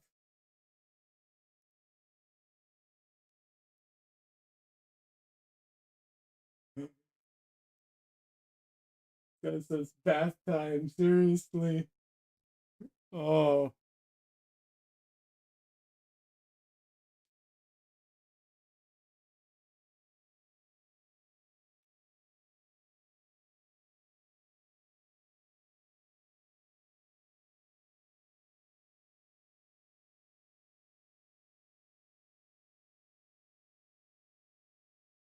don't go back for bath time again, Dresden. I've had enough of a bath. I don't need more.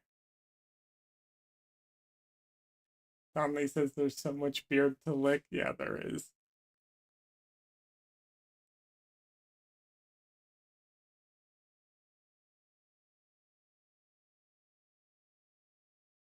Dresden.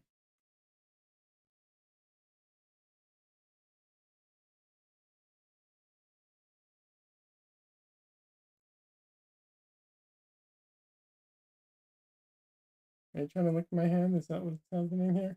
Yeah, this cat.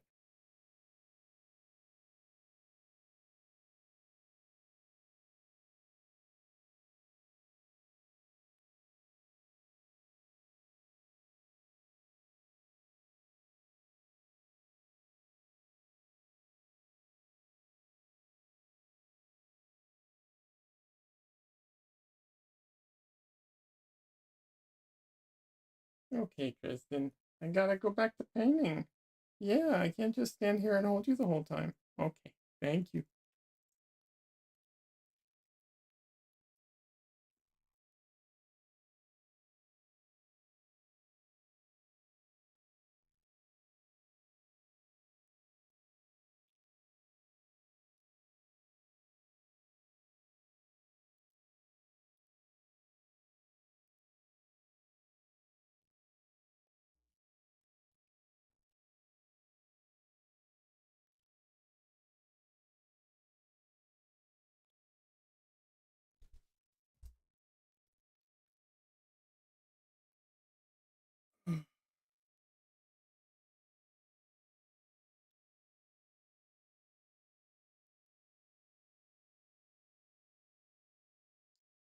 Donnelly says, "Okay, better get going. Get ready for movie night. Feel free to drop by. I think you'll dig tonight's movie." I will try, Donnelly. I will try. We'll see. I have to. What's it called? After this, I'm probably going to be cooking dinner. Um, maybe I'll throw it up while I'm cooking dinner. It's just hard with when cooking dinner to have like all the things open at the same time. Yeah, but I'll try. I'll try and make it. Thanks for the invite, Donnelly. Lol, no problem. Yeah, I mean, I really I keep trying to make it. I just it's always one of the issues. Uh, Trying to balance everything. But yeah, it'd be nice.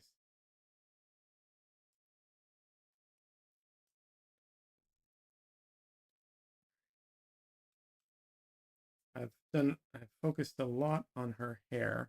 I try and get a little bit more done on her face. Um, while I still have some energy to work on it.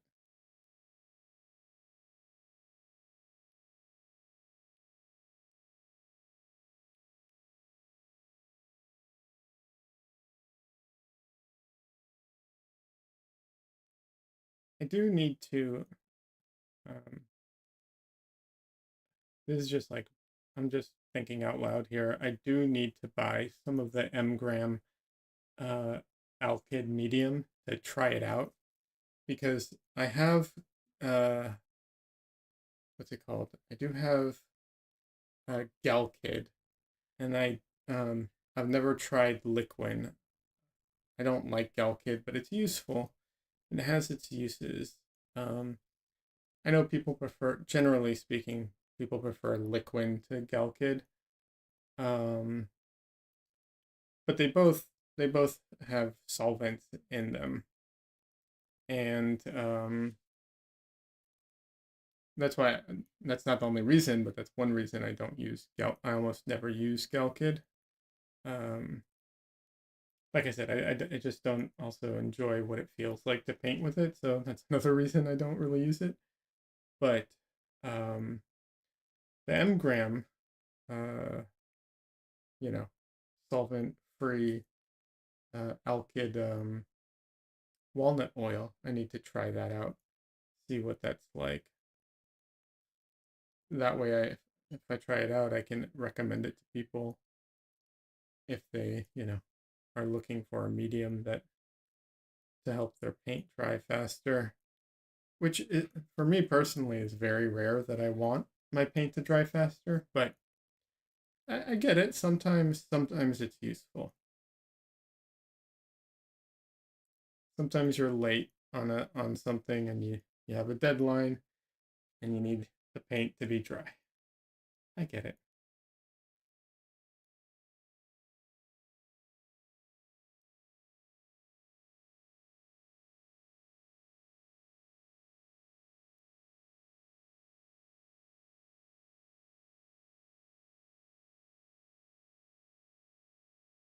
Okay, I messed up there.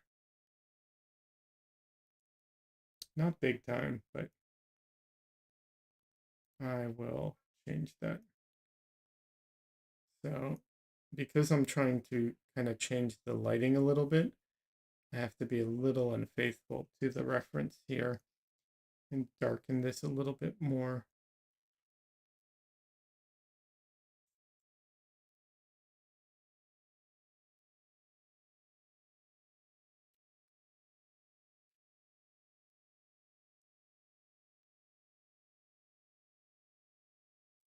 Oh, nice.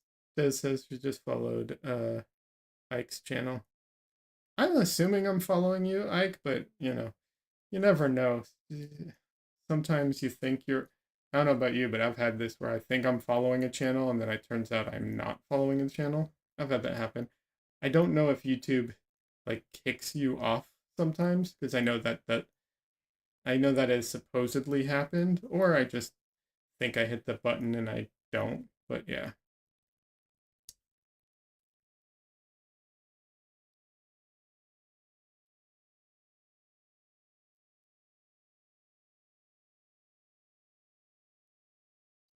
Have you passed the? Do you mind if I ask, Ike? Have you passed the 1,000 followers mark yet?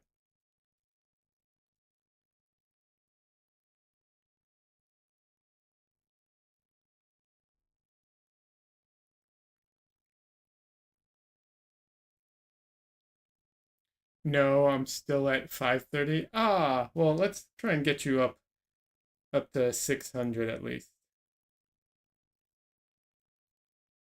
And that was only recent. Nice. Well, I'm glad you're growing, and hopefully we can get you. I don't think I have that much pull, but uh, hopefully we can at least get you to 535.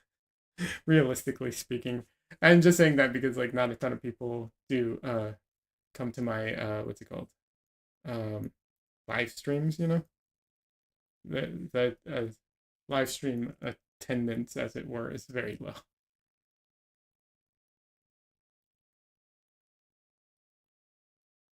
which is fine. I'm also what's it called, um it's also over two different platforms and everything. It's fine. I do enjoy the live streams regardless of the amount of people who show up for it.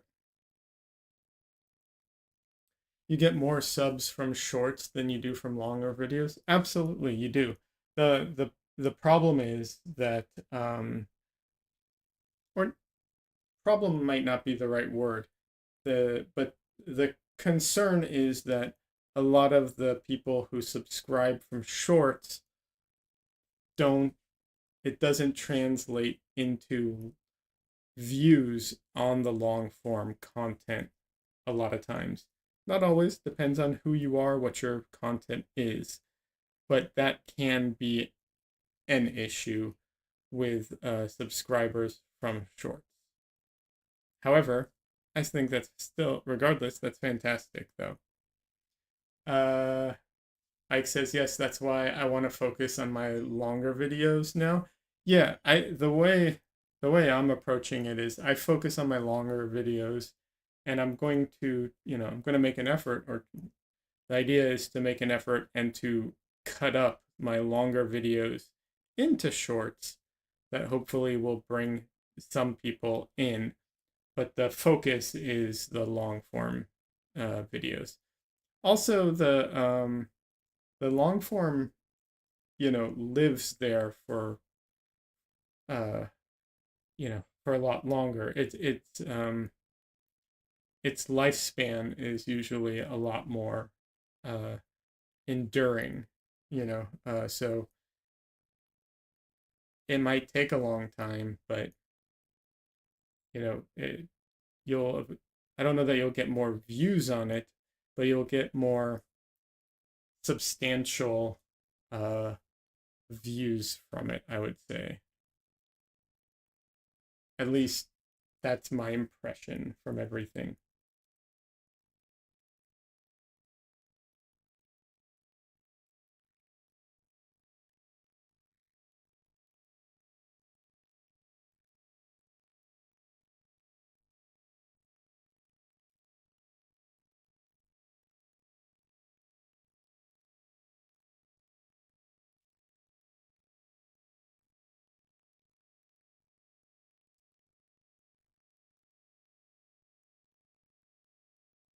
One thing I'm very aware of, because this is, you know, a young, a child. I don't want it to look like she's wearing lipstick, but she does, her lips are a little redder or pinker than, her, or more saturated than the rest of her skin. Definitely want to be careful with that and not cross into the territory of lipstick.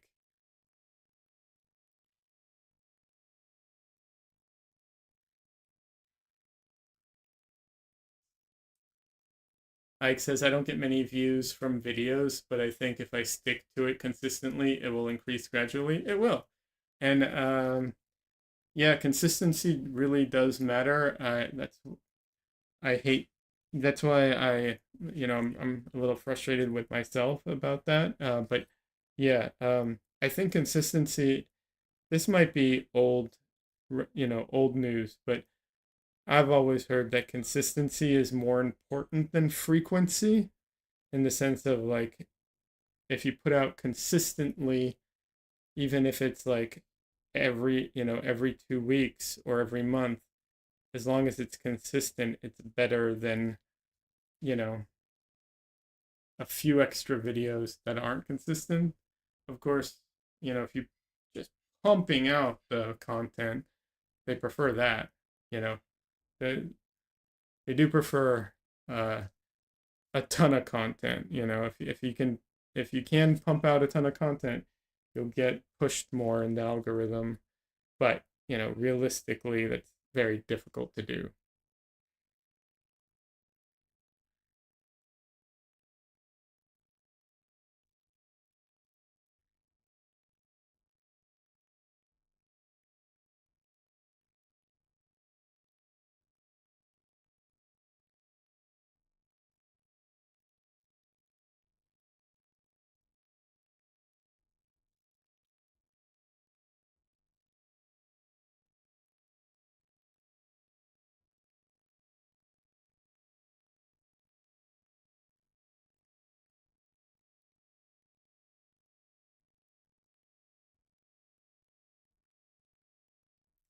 Now I'm thinking about dinner. Now that we talked about it, I'm thinking about what am I cooking for dinner.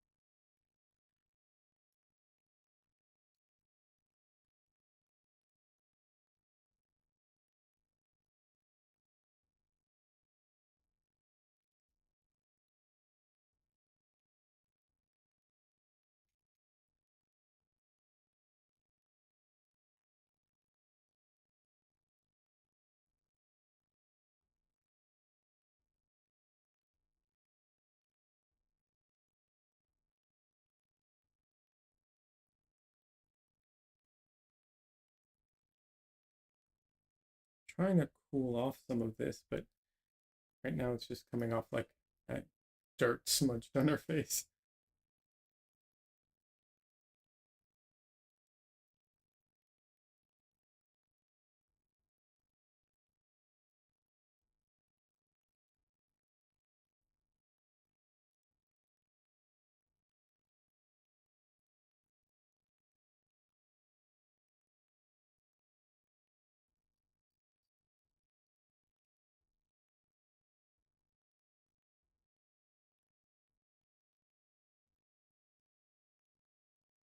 That's too strong right now, but I'm going to worry about next to it and come back around to it.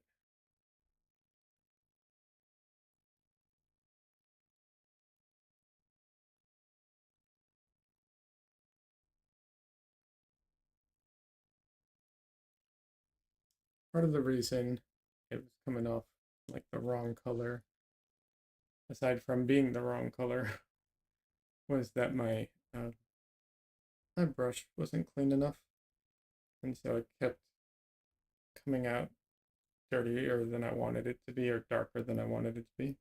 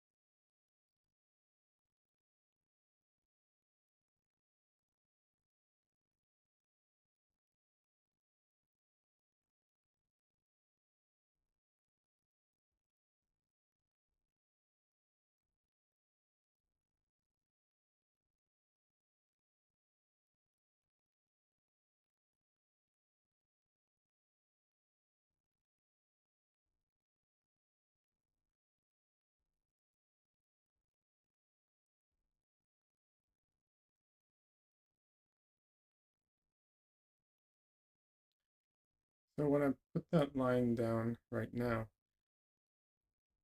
I was basically leaning into one corner. So that even though the width of my brush is a lot wider, it ended up being smaller. I just lean into that, push down into one corner. That also softens up the edge a little bit. Not a ton, but a bit. It's stuff like that that I love about painting with real brushes versus like digital brushes. That like nuanced control that you can get with real brushes that like I'm sorry you just don't get with digital stuff.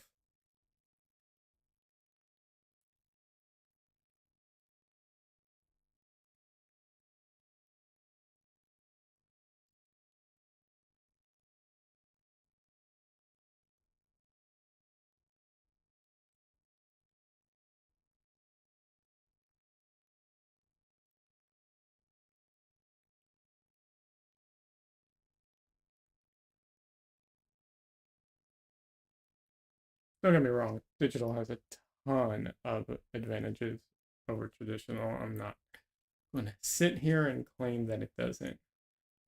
But in this instance, when it comes to brush control, nah.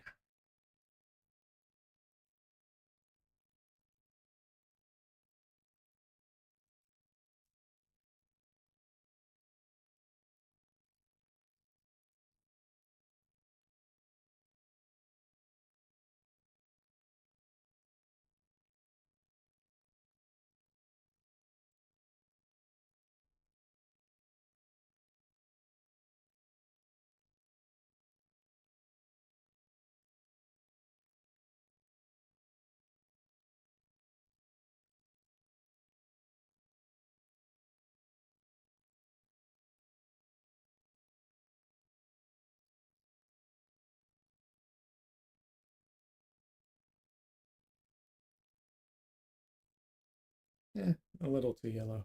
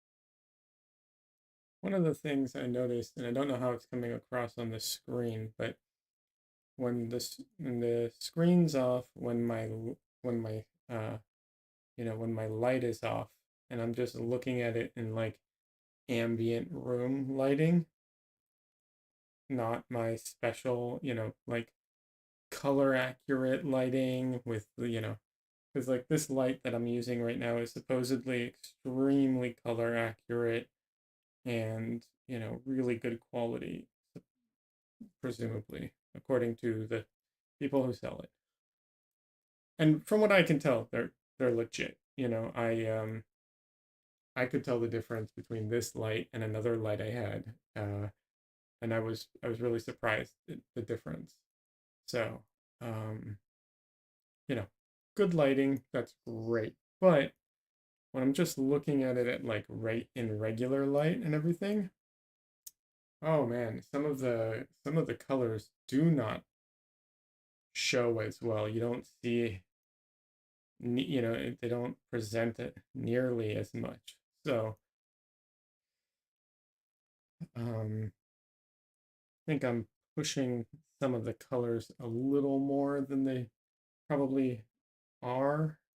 I mean, as it is, I'm trying to like improve the photo reference, so I'm trying to like push elements anyways, but I'm pushing some of the color elements because when I saw it, it was such a stark difference from what it looks like to me right now that I was just like, okay, I guess I need to kind of over exaggerate some of the colors. Mostly it's the reds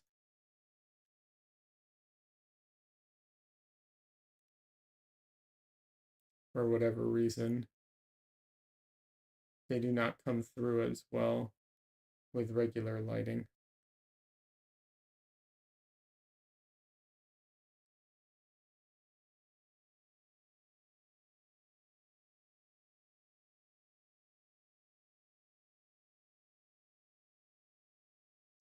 So she ends up looking very yellow.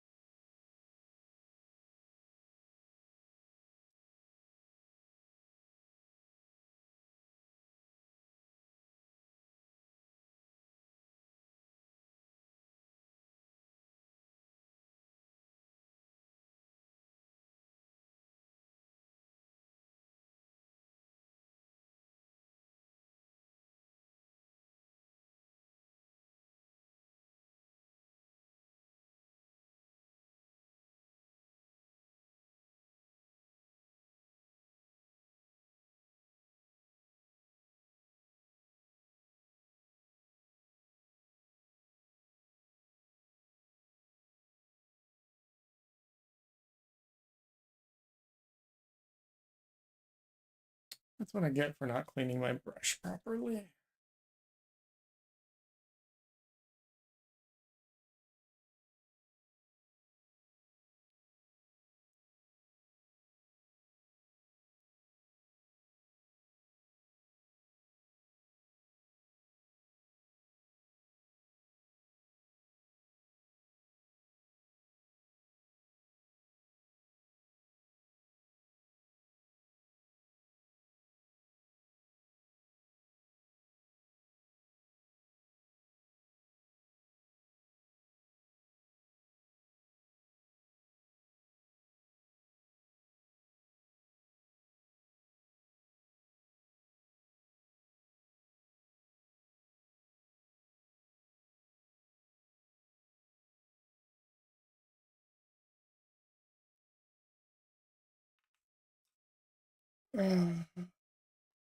Alrighty. Oh,